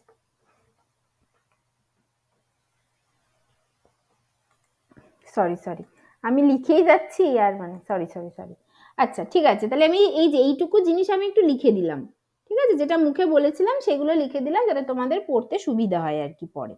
আচ্ছা ঠিক আছে, তাহলে এই কথাগুলো হচ্ছে, তাহলে তাহলে কি কি বললাম, তাহলে দেখো আমরা রিজিড রোটার পড়বো। রিজিড রোটার মানে নর্মালি আমরা ডাইঅ্যাটমিক মলিকুলের ক্ষেত্রে পড়বো, কারণ এইটা আমাদেরকে স্পেকট্রোস্কোপিতে অ্যাপ্লাই করতে হবে যে হেটারোনিউক্লিয়ার বা হোমোনিউক্লিয়ার ডাইঅ্যাটমিক মলিকুলের ক্ষেত্রে কি করে আমরা বন্ড লেন্থ বার করতে পারি, আইসোটোপিক মাস বার করতে পারি, সেগুলো বের করতে গিয়ে আমাদেরকে বেসিক্যালি আমাদের এই মডেল সিস্টেমটা দরকার হবে। তো সেইগুলো আমরা সব বলবো পরে, তখন বুঝতে পারবে।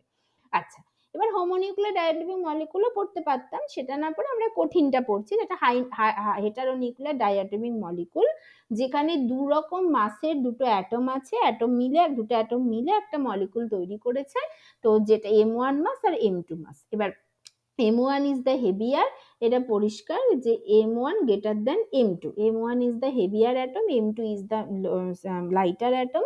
এবার আমি এখানে কি বলছি, আমরা এবার থেকে দেখব যখনই আমাদের টু পার্টিকেল প্রবলেম থাকবে বা মেনি বডি সিস্টেম থাকবে, সেগুলোকে আমরা এফেক্টিভলি ওয়ান বডি প্রবলেমে কনভার্ট করে নেব, ওয়ান পার্টিকেল প্রবলেমে কনভার্ট করে নেব। আচ্ছা, এবার ওয়ান পার্টিকেল প্রবলেমে যে কনভার্ট করব, কিসের রেসপেক্টে করব, বা এই দুটো অ্যাটম মিলে যে একটা মলিকুল তৈরি করেছে, এই কিসের রেসপেক্টে রোটেট করছে, রোটেশন তো দেখবো বলছি, কিসের রেসপেক্টে রোটেট করছে। আচ্ছা, সেইটা হচ্ছে এই সেন্টার অফ মাসের রেসপেক্টে রোটেট করে। আচ্ছা, এবার সেন্টার অফ মাসটা কোথায়? সেন্টার অফ মাসের ডেফিনেশন হচ্ছে M1, মানে ডেফিনেশন বা কন্ডিশন হচ্ছে M1R1 equals to M2R2 হতে হবে, যেখানে M1 and M2 are the mass of the two particle and R1 or R2 are the distance of the two particle from the center of mass respectively। এটা হচ্ছে ব্যাপার। তাহলে এই কন্ডিশনটাকে maintain করে আমাদের সেন্টার অফ মাসটাকে ডিফাইন করতে হবে। তার মানে কি, তার মানে এই কন্ডিশন থেকে এটা পরিষ্কার যে হেভিয়ার অ্যাটমের দিকে সেন্টার অফ মাসটাকে থাকতে হবে, যাতে করে the distance between that heavier atom and centre of মাসটা লোয়ার হয় দেন দ্য আদার। এটা হচ্ছে বেসিক কথা। তাহলে সেই রকম ভাবে আমি সেন্টার অফ মাসটাকে ডিফাইন করেছি, এটা হচ্ছে প্রথম কথা। দু নম্বর হচ্ছে আমি পড়ছি রিজিড রোটার। রিজিড রোটার মানে যেখানে আমার ইকুইলিব্রিয়াম মানে বন্ড লেন্থ চেঞ্জ হবে না, বন্ড লেন্থ চেঞ্জ হবে না ডিউরিং রোটেশন, সেটাই আমি পড়ছি, যেটা আমি এতক্ষণ বললাম যেটা হয় না নর্মালি, বাট আপাতত আমরা এটাই পড়বো। তার জন্য কি হলো, তার জন্য এইটা হচ্ছে ইকুইলিব্রিয়াম বন্ড লেন্থ যদি হয় R0, সেটা equals to R1 plus R2, এবং যেটা কখনো চেঞ্জ হয় না, কারণ এটা হচ্ছে রিজিড রোটার প্রবলেম। ঠিক আছে, এই হচ্ছে আমরা এখনো অবধি বলেছি, ঠিক আছে। আচ্ছা, তাহলে এই ইকুয়েশনটার নাম দিচ্ছি ধরো 2 নম্বর ইকুয়েশন, এইটা। তাহলে from equation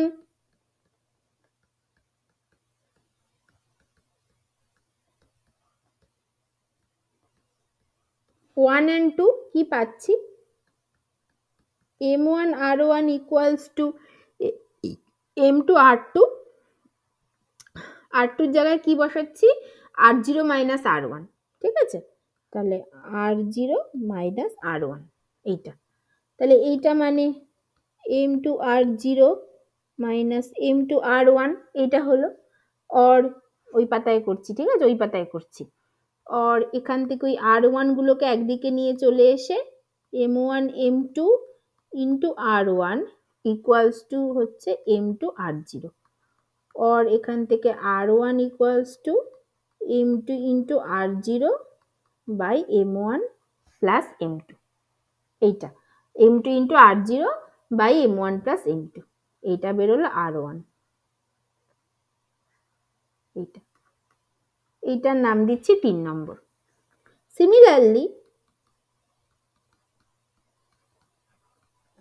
similarly r2 equals to r0 minus r1, তার মানে এইটা equals to r0 minus r1 মানে কি m2 by m1 plus m2 into r0, মানে হচ্ছে 1 minus m2 by m1 plus m2 into r0 equals to, তাহলে কি হবে m1 plus m2 minus m2, মানে এটা বেসিক্যালি হয়ে গেল m1 by m1 plus m2 into r0।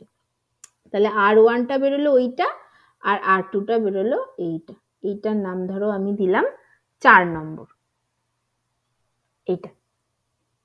আচ্ছা, এইবার যখন আমরা রোটেশনাল মোশন নিয়ে কথা বলছি, যেখানে কোনো পোটেনশিয়াল এনার্জি নেই, সেটা তো বলেই দিলাম।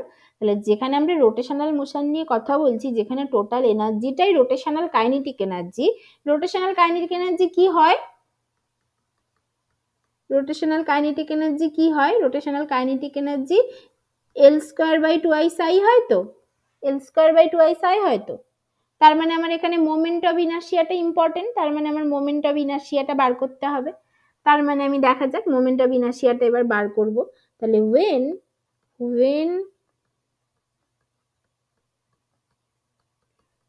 we deal with 2I, আমার না মাঝে মাঝে হাতের লেখা খুব বাজে হয়।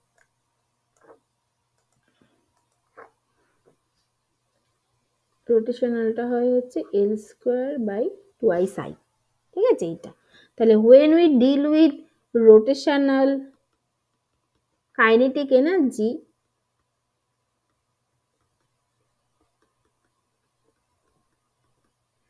moment of inertia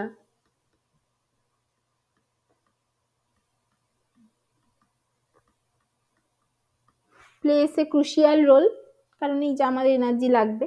আচ্ছা, তাহলে in our case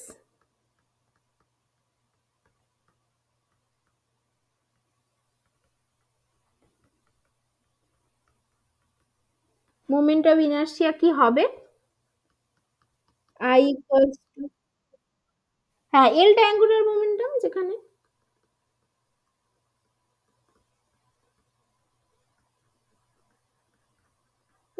n টা অ্যাঙ্গুলার মোমেন্টাম, I টা হচ্ছে মোমেন্ট অফ ইনার্শিয়া, ঠিক আছে এইটা। আচ্ছা, তাহলে মোমেন্ট অফ ইনার্শিয়া কি হয়? এটা হয় হচ্ছে sum over I mi ri square, এটা হয় তো মোমেন্ট অফ ইনার্শিয়া। তাহলে এখানে আমাদের দুটো অ্যাটম, তার মানে m1 r1 square plus m2 r2 square, এটা হবে। r1 r2 বার করে রেখেছি, তাহলে সেটা লিখি, ওই পাতায় যাচ্ছি। তাহলে I equals two m1 r1 কি ছিল m2 by m1 plus m2 r0 square plus m2 into m1 by m1 plus m2 square r0 square, এটা হবে।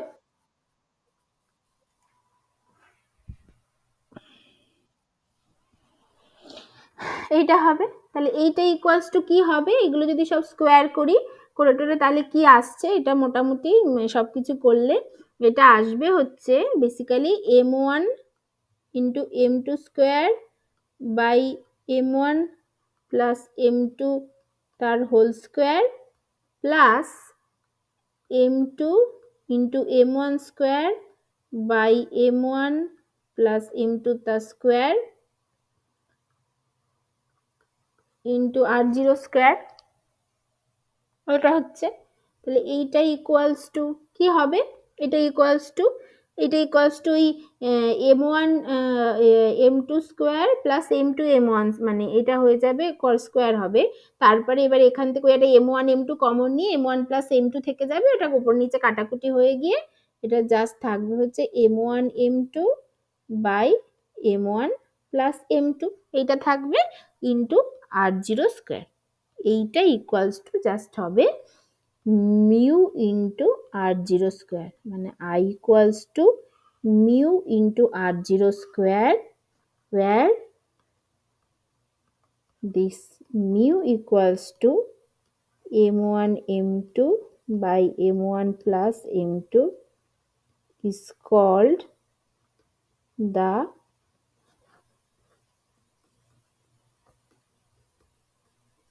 রিডিউসড মাস।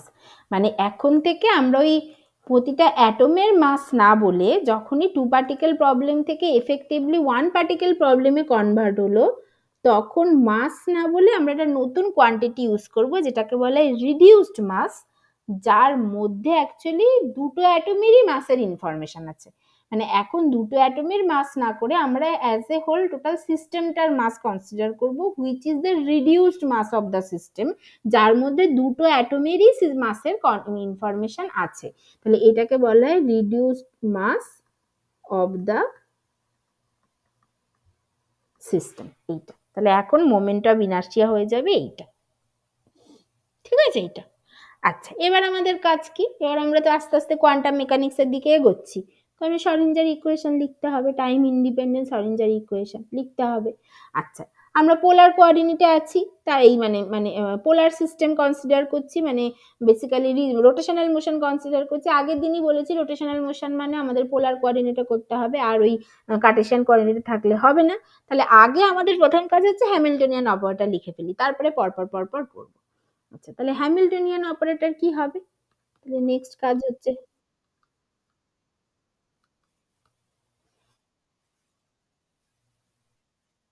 এটাও তো রোটেশনাল মোশন বলছি তো, এইটা তো এই সেন্টার অফ মাসের রেসপেক্ট, এই সেন্টার অফ মাসের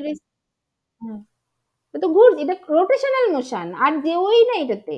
ওই আগেরটা একদম ভিজুয়ালাইজ করতে যেন সোজা ছিল, এটা ভিজুয়ালাইজ করতে হয়তো অতটা সোজা লাগছে না, but these are all rotational motion. Rotational motion নিয়ে এতক্ষণ ধরে কথা বলছি, আর কোনো কিছু আমরা লিনিয়ার বা ট্রান্সলেশনাল মোশনে নেই। তাহলে রোটেশনাল মোশন মানেই সেটাকে কার্টেশিয়ান কোঅর্ডিনেটে সলভ করা যাবে না, we have to come in the polar coordinate system, ঠিক আছে, যেটা আগের দিন বলেছি। আচ্ছা, তাহলে আগে প্রথমে হ্যামিল্টনিয়ানটা লিখে ফেলি। তাহলে হ্যামিল্টনিয়ান অপারেটর ফর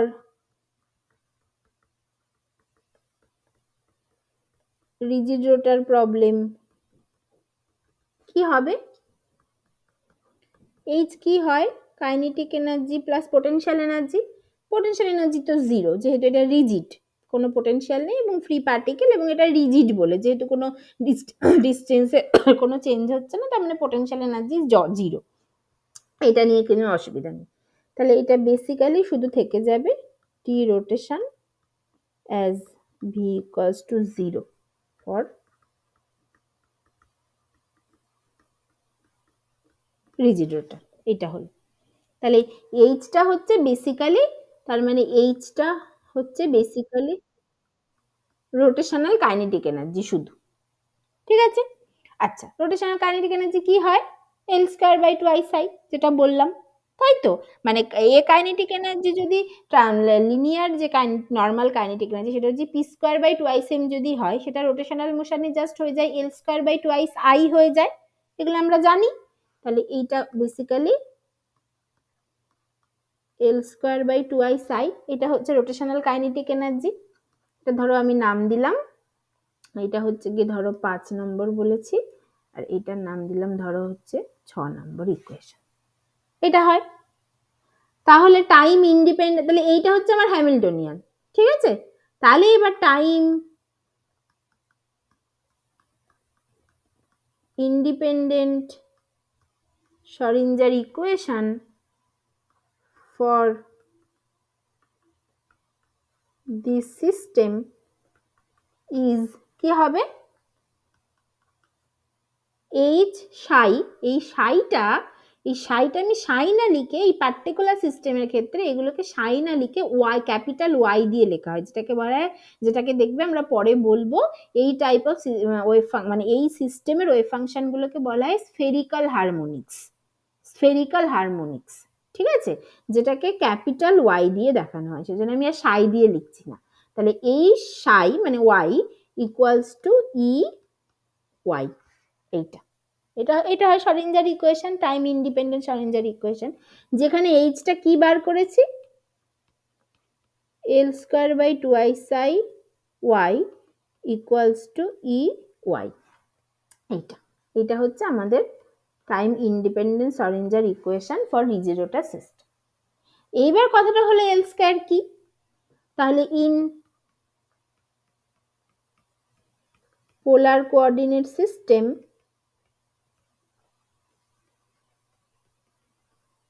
ওই এল স্কোয়ারকে কিভাবে লেখা যায় বলো তো, ওই জাস্ট আগেরটার মতো, মানে ওই আর থিটা ফাই, এখানে তো তিনটেই যদি বলি তাহলে ওইভাবে হচ্ছে ওই কার্টেশিয়ান থেকে পোলারে কনভার্ট করতে হবে, করে তারপরে আরটা যেহেতু এখানে কনস্ট্যান্ট, আর এর পার্টটা থাকবে না, শুধু থিটা আর ফাই ডিপেন্ডেন্ট পার্টটা থাকবে, করে ওই এল এর ভ্যালু বের করা যায়, জাস্ট এল স্কোয়ারের ভ্যালু যেটা হয় হচ্ছে, আমি আপাতত লিখে দিচ্ছি, তোমরা বাড়িতে করে দেখতে পারো, দেখবে এটাই আসছে। এটা কি হয়, minus h car square 1 by sine theta del del theta sine theta del del theta plus 1 by sine square theta del 2 by del phi.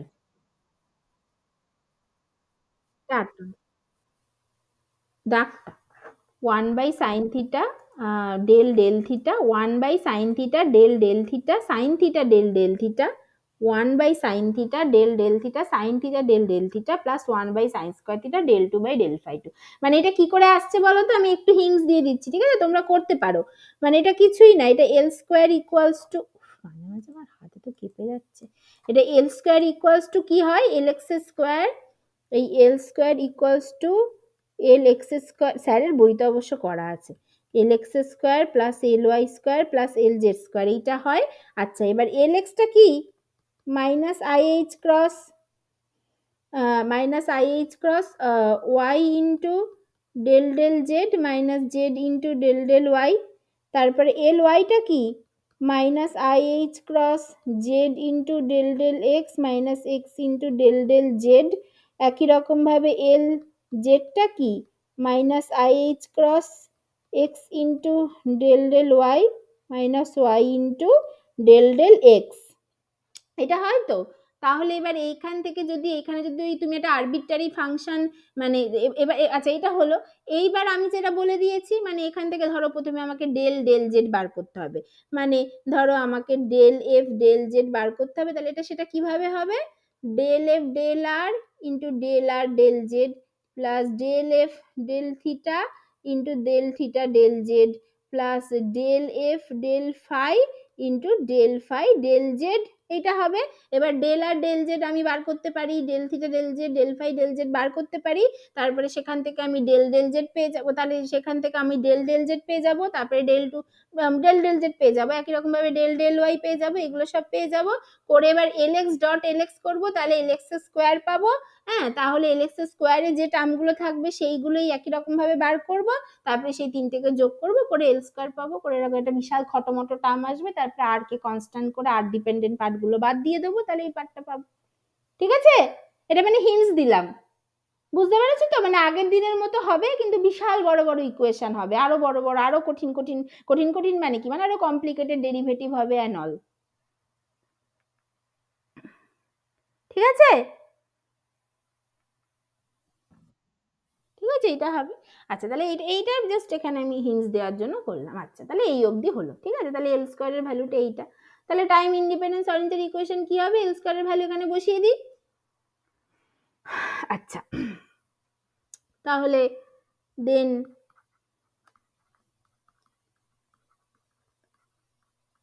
time independent Schrodinger equation becomes minus h square by twice I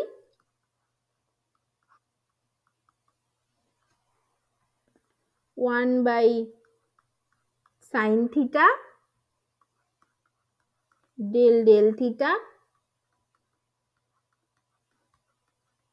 sign theta del del theta plus 1 sine square theta del 2/del φ2।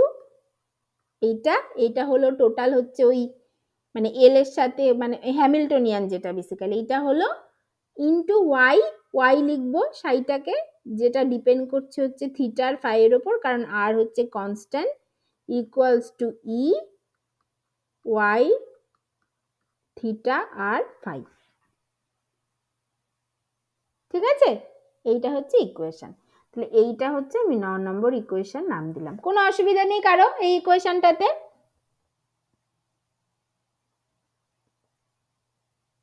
অসুবিধা নেই তো? ঠিক আছে, আচ্ছা এবার এই ইকুয়েশনটা আমাদের solve করতে হবে। We have two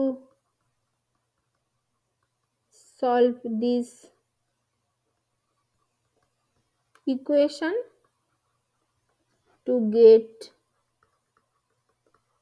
y theta phi and energy। লিখছি তো, তোমরা দেখতে পাচ্ছ না? বাকিটা দেখতে পাচ্ছ তো? ও মা, হঠাৎ করে পজ হয়ে গেল কেন আবার? ভালোই তো ইন্টারনেট আছে, হঠাৎ করে পজ হয়ে গেল।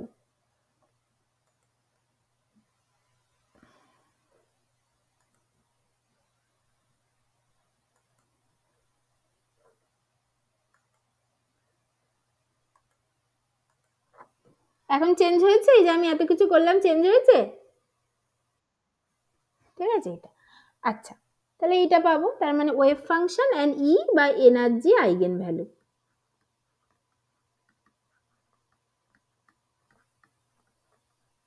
এগুলো আমাদেরকে পেতে হবে।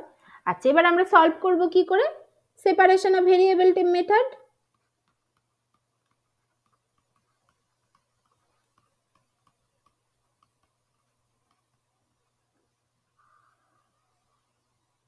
সেপারেশন অফ ভেরিয়েবল এটা।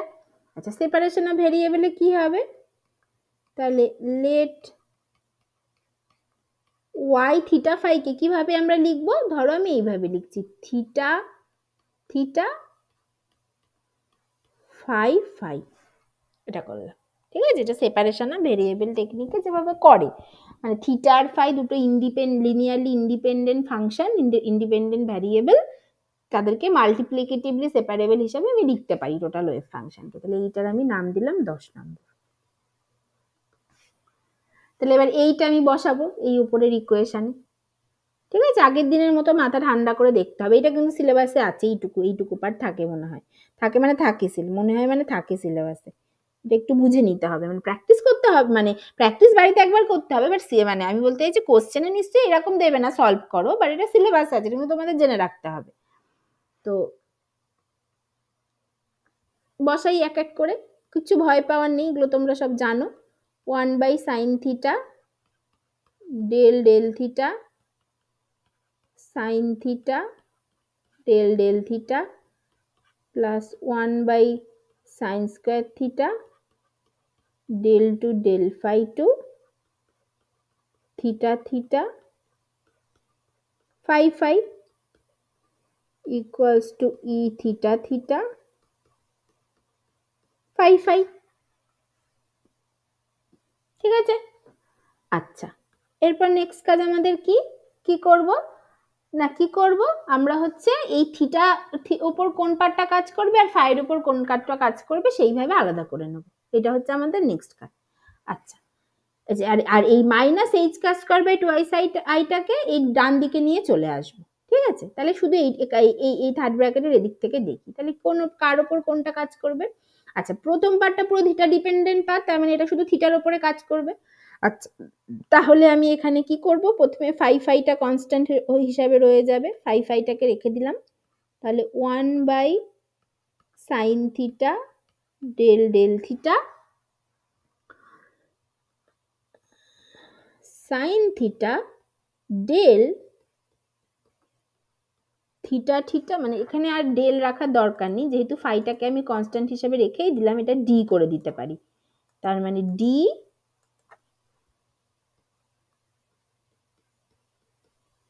থিটা থিটা ডি থিটা, এটা হলো। তারপরের পার্টটা কি হবে? তারপরের পার্টটা এইটা এটা শুধু ফাইয়ের উপরে কাজ করবে, তার মানে থিটা থিটা কনস্ট্যান্ট থাকবে, তার মানে theta theta by sine square theta del two phi phi del phi two equals to minus 2ei by h square square theta theta phi phi. ঠিক আছে তো এই অবধি সবার? ঠিক আছে তো?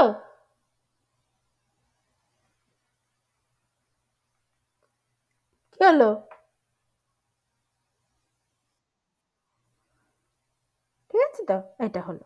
আচ্ছা, এইবার কি?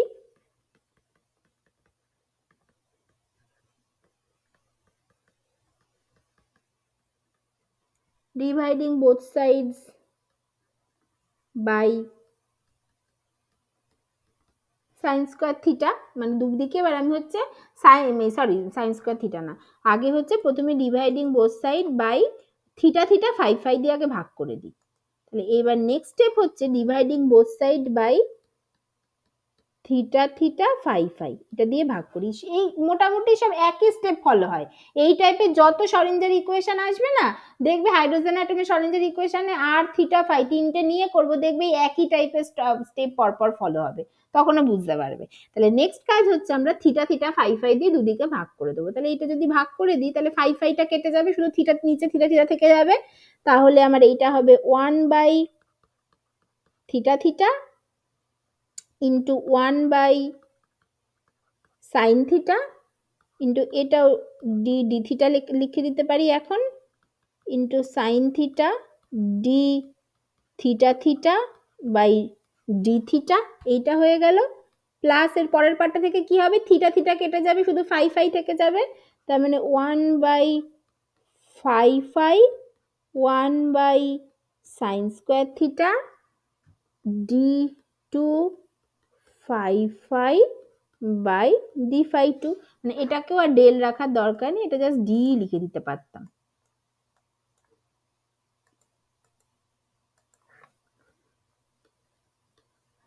ঠিক আছে, এটা হবে, এইটা ইকুয়ালস টু এদিকে থিটা থিটা ফাই ফাই দিয়ে ভাগ করে দিলে এক পড়ে থাকবে, তার মানে শুধু 2ei by h square square, এটা পড়ে থাকলো।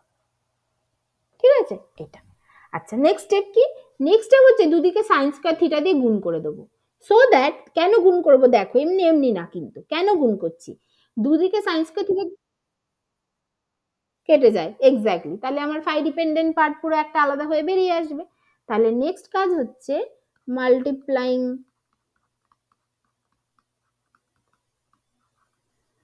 both sides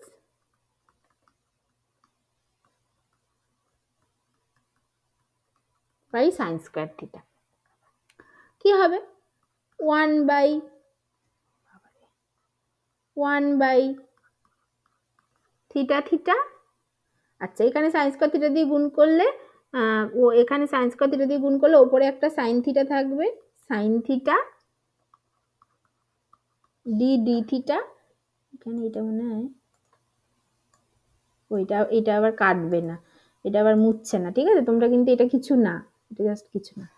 আচ্ছা d d theta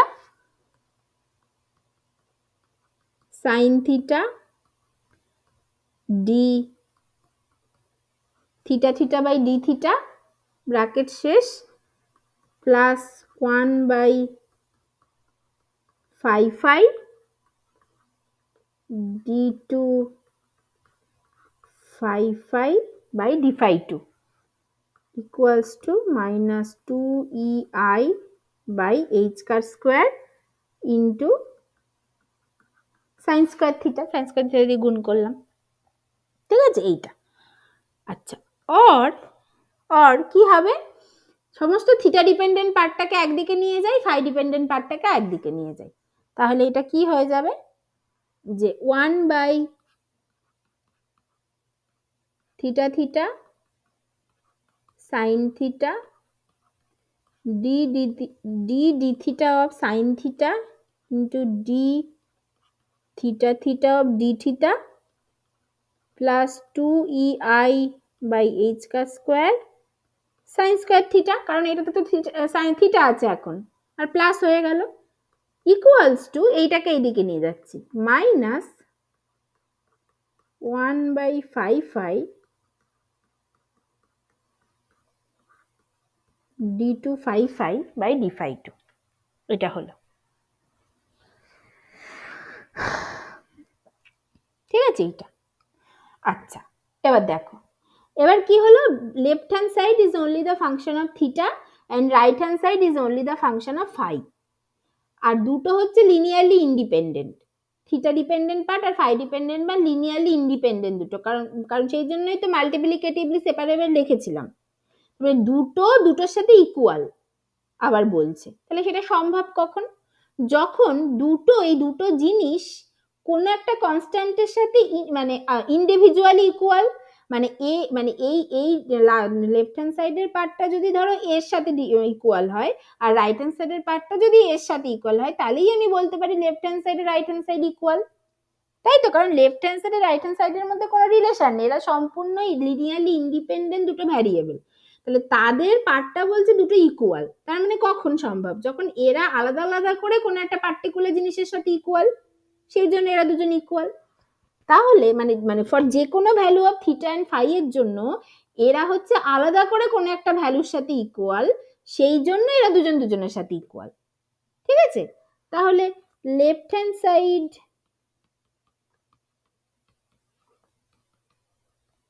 is only the function of theta and right hand side only the function of phi for arbitrary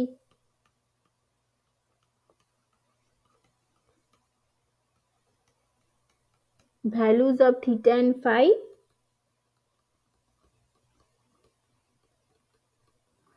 this equation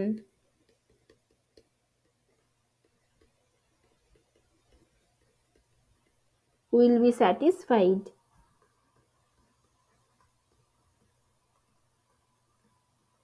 only when each side are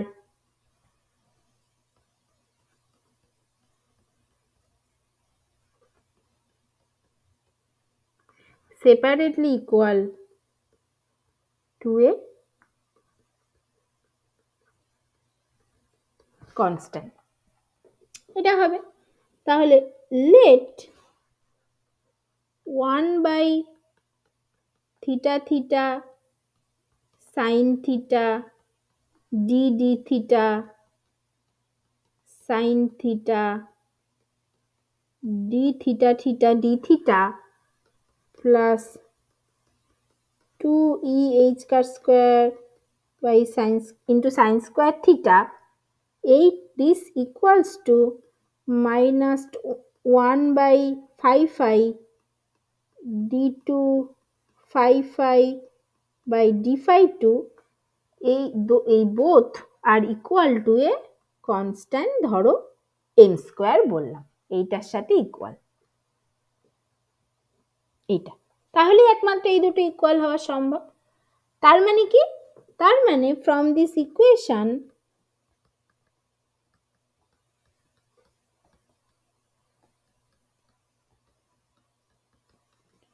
we can write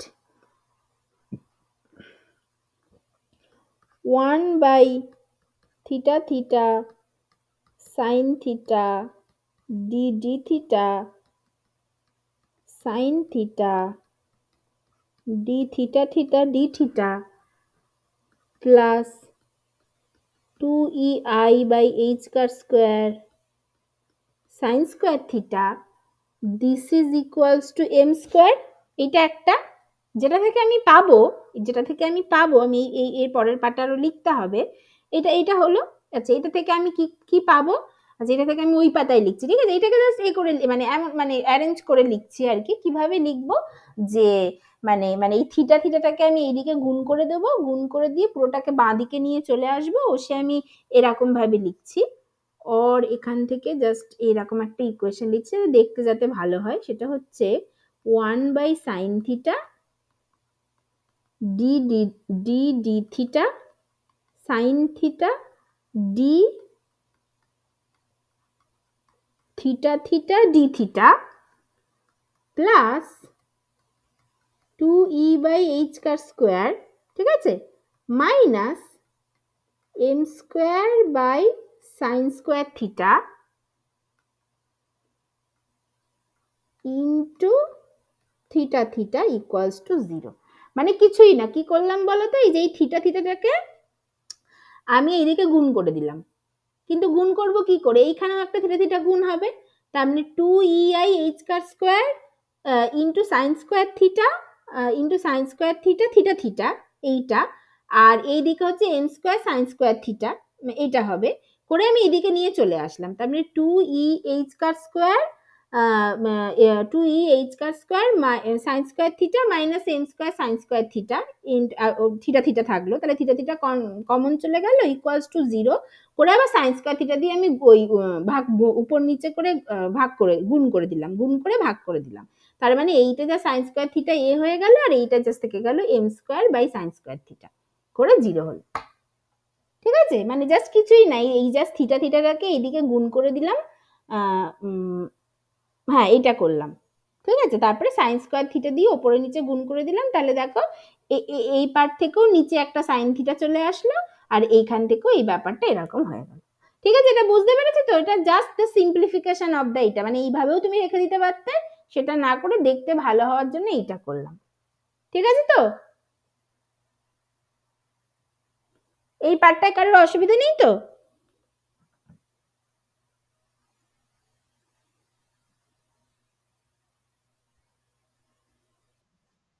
ঠিক আছে, এইটা সবাই বুঝতে পারছে তো? কিচ্ছু না কিন্তু, এই আশা করি এই অবধি সবাই বুঝেছো, এই অবধি সবাই বুঝেছো, ব্রাদার এই অবধিও সবাই বুঝেছো। কি করলাম, থিটা ফাইটাকে আলাদা করছি, আলাদা করার পরপর পরপর কিছু স্টেপ আছে, সেই স্টেপগুলো করলাম, করে একটাকে সম্পূর্ণ থিটা ডিপেন্ডেন্ট পার্ট করলাম, একটাকে সম্পূর্ণ ফাই ডিপেন্ডেন্ট পার্ট করলাম। এবার আমি বলছি এই থিটা ডিপেন্ডেন্ট পার্ট আর ফাই ডিপেন্ডেন্ট পার্ট একটা আরেকটার সাথে ইকুয়াল হবে কখন, যখন তারা আলাদা করে একটা কনস্ট্যান্টের সাথে ইকুয়াল হবে for any arbitrary value of theta and phi. সেটাই করছি। সেটা করতে গিয়ে এই থিটা ডিপেন্ডেন্ট পার্টটাকে জাস্ট একটু সিম্পলিফাই করে লিখলাম, যতটা করতে পারলাম, এই আর কি, আর কিছু না। তাহলে এইটা হয়ে গেল কি, এইটা হয়ে গেল basically theta dependent part of Schrodinger equation. তাহলে এইটা আমাকে দিয়ে দিল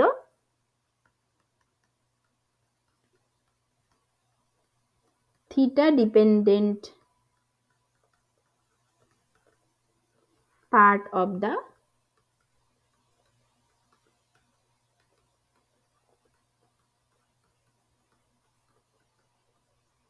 শরিঞ্জার ইকুয়েশন। এটা দিয়ে দিল। আচ্ছা, তাহলে অন্য পার্টটা কি হলো, আগেন অন্য পার্টটা কি ছিল, 1-1/5 d2 5/d2, সেইটা ইকুয়ালস টু হলো m², এইটা। আর এটা হবে হচ্ছে d2 5/d2 plus m² 5 equals to 0, এইটা। তাহলে এইটা হচ্ছে কি পেলাম, এইটা কি পেলাম, এটা হচ্ছে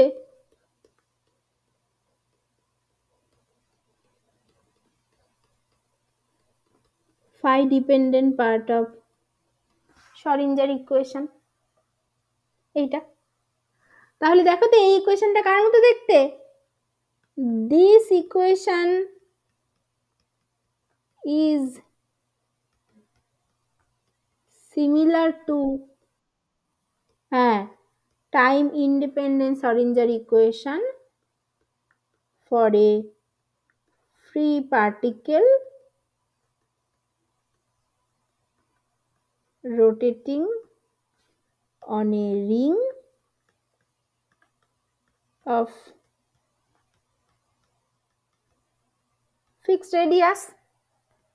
তার মানে এটার ক্ষেত্রে আমরা সেম আর কি ওয়েভ ফাংশন পাবো। তার মানে therefore আমরা জানি যে ফাই ফাই কি হবে, একদম normalised set of wave function হবে 1/√2 pi into E to the power I M phi, কারণ এখানে ওই এমই ইউজ করেছে, I M phi with M value 0 +-1 +-2 dot dot dot dot. এটা জানি, এটা আমাদের আর কিচ্ছু বলার নেই। তাহলে এটা হলো ফাই। এবার হচ্ছে থিটা। আচ্ছা, থিটা ডিপেন্ডেন্ট পার্টটা বুঝতেই পারছো, এটা আমাদের কাজ নয়। হ্যাঁ, এইটা হচ্ছে আমাদেরকে জাস্ট একটু মনে রাখতে, মানে মনেও রাখতে হবে না, রাদার ওই আর কি। হ্যাঁ, তো থিটা ডিপেন্ডেন্ট পার্টটা সলভ করতে গেলে অনেক অঙ্ক করতে হয়, যেটাকে ওই লিজেন্ড্রি পলিনোমিয়াল দিয়ে সলভ করতে হয়, ঠিক আছে। তো থিটা ডিপেন্ডেন্ট পার্ট সলভ করতে হয় লিজেন্ড্রি পলিনোমিয়াল দিয়ে, এসএইচও সলভ করতে হয় হার্মাইট পলিনোমিয়াল দিয়ে, আর হাইড্রোজেন অ্যাটমের আর ডিপেন্ডেন্ট পার্ট সলভ করতে হয় ল্যাগুয়ের পলিনোমিয়াল দিয়ে, ঠিক আছে। এইগুলো যেগুলো আমরা করি না, আমাদের সিলেবাসে নেই, আমরা করি না, আমরা জাস্ট মানে সলভ মানে ইকুয়েশনটা জেনে রাখবো। ইকুয়েশন মানে সলভড, মানে বেসিক্যালি থিটা থিটা মানে ওয়েভ ফাংশনের এক্সপ্রেশনটা শুধু জেনে রাখবো, আর কিছু না, ঠিক আছে। এইটা হচ্ছে ব্যাপার। তো সেই সলিউশনটা মেনলি জেনে রাখবো। তাহলে solution of theta dependent part কি আসে, সরি, তো solution of theta dependent but actually হয় কি, মানে থিটাটা পুরোটা বলে থিটা থিটা পাই পাই লিখে, মানে স্ফেরিক্যাল হারমোনিক্সটা লিখে আজকে শেষ করে দেবো, ঠিক আছে। মানে আজকে রেখে দেবো, আবার আরো অনেক কিছু বলার আছে, পরের দিন বলবো। তাহলে solution of theta dependent part, সেটা হয় কি, সেটা খুবই বাজে টাইপের দেখতে হয়, জাস্ট বলে দিচ্ছি। সেটা হয় হচ্ছে থিটা, যেটা জে বলে আবার একটা কোয়ান্টাম নাম্বারের ওপর ডিপেন্ড করে, এবং তার সাথে মড অফ এম এর ওপর ডিপেন্ড করে, থিটা থিটা। এটা দেখতে হয় হচ্ছে খুবই বাজে দেখতে হয়, এটা তোমাদের এত মনে রাখতে হবে না, জাস্ট ফর দ্য কমপ্লিটনেসের জন্য লিখছি। 2j+1 ইন্টু জে মাইনাস, এটা কারোরই মনে থাকে না rather, mod of m factorial by 4 pi into j plus mod of m, এইটা টোটালটার whole to the power half into এইটা হচ্ছে সেই পলিনোমিয়াল পি, মানে পলিনোমিয়াল বা function p j mod of m cos theta, এটা where এগুলো মনে রাখতে হয় না, আমি বারবার বলছি, জাস্ট ফর দ্য কমপ্লিটনেসের জন্য আমি লিখে দিলাম P J M cos theta is the associated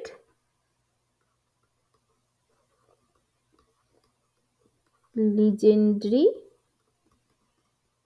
function, ঠিক আছে, এইরকম আর কি। তো যেখানে এই P J M cos theta, এইটা দেখতে হচ্ছে এইরকম 1 minus cos square theta to the power mod of m/2 into dm, মানে dm মানে আর কি d এর পাওয়ার m, ঠিক আছে, মানে যেমন এই d2 d3 হয়, তেমন dm by d cos m theta into pj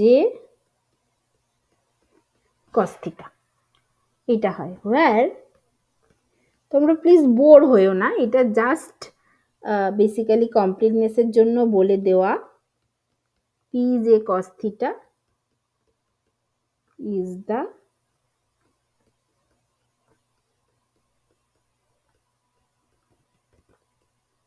legendary polynomial, যার ভ্যালু হচ্ছে ফর j equals to 0 এর জন্য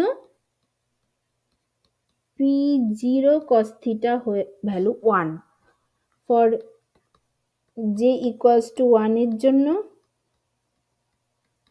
p1 cos থিটা হচ্ছে cos থিটা। মানে এই ভ্যালুগুলো জাস্ট আমি মানে বলে দিচ্ছি, টেবিল করে বলে দিলেই হয়, মানে তোমাকে দিয়ে দেবে যদি কখনো এই টাইপের ফাংশন নিয়ে কিছু করতে দেয় তোমাকে সব প্রোভাইড করে দেবে, এগুলো কেউ মনে রাখে না। 3 cos square theta minus 1 for j equals to 3 এর জন্য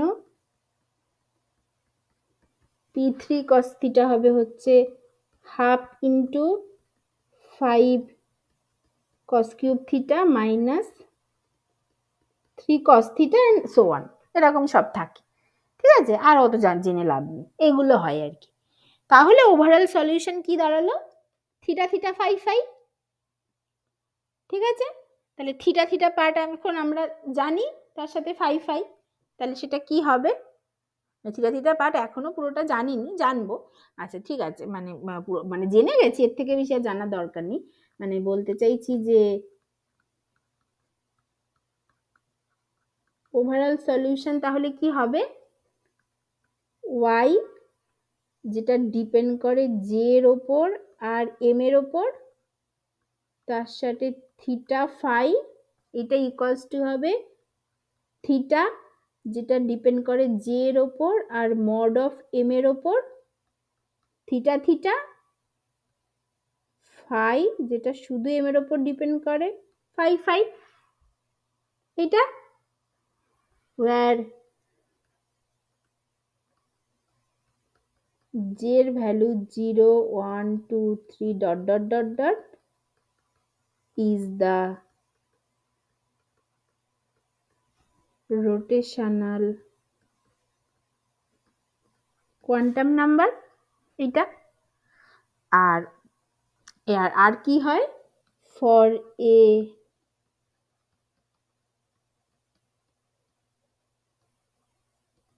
given value of j, for a given value of j,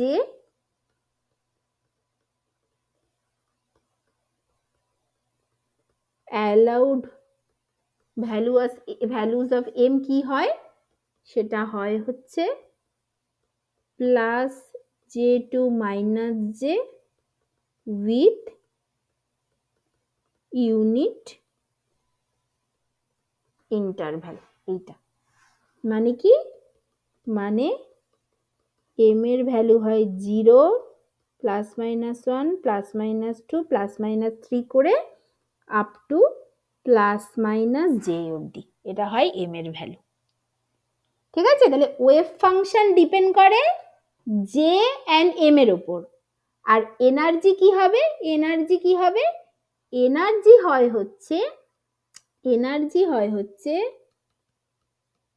energy ছিল হচ্ছে এল স্কোয়ার বাই টুয়াইস আই। এইটা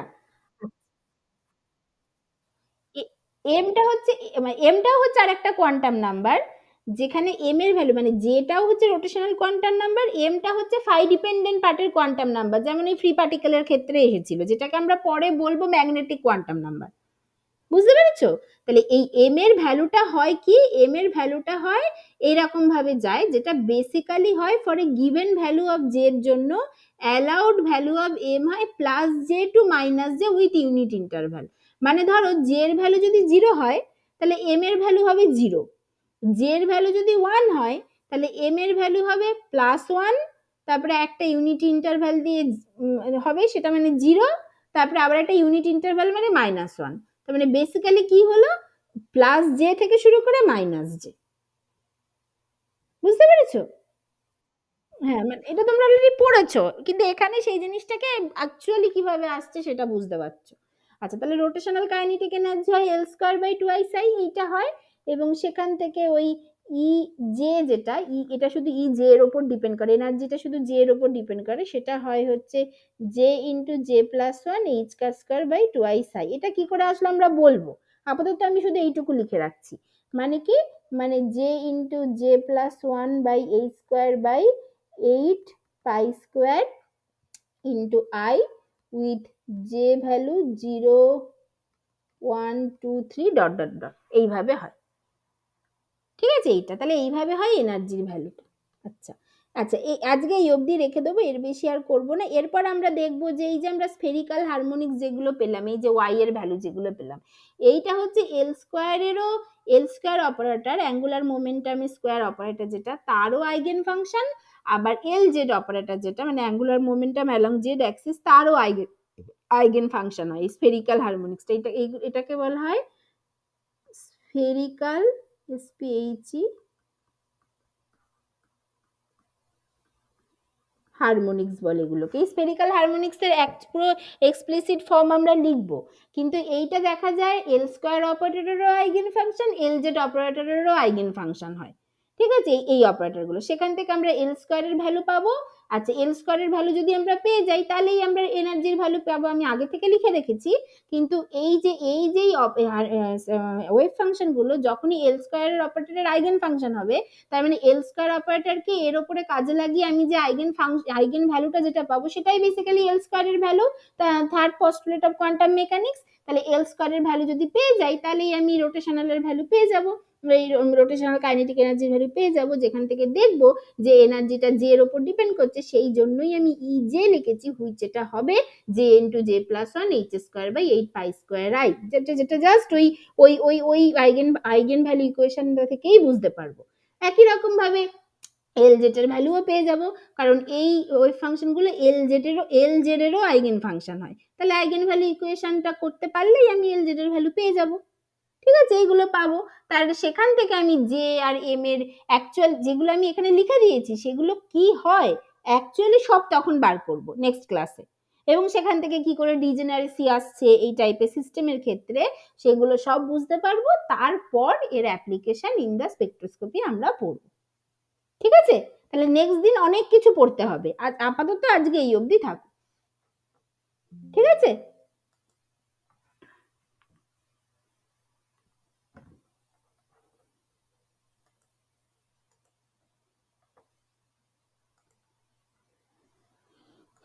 বলো কারোর কোনো অসুবিধা আছে কিনা বলো।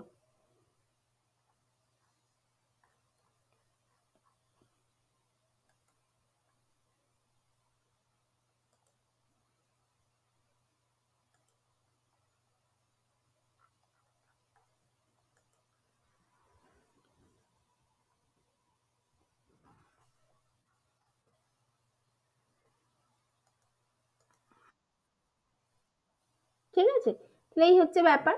তাহলে নেক্সট দিন আমরা অনেক ইন্টারেস্টিং জিনিস, আরো অনেক কিছু পড়তে হবে, অনেক কিছু বলা বাকি, কিন্তু সেটা আজকে তার কিছুই হবে না, অনেক সময় লাগে।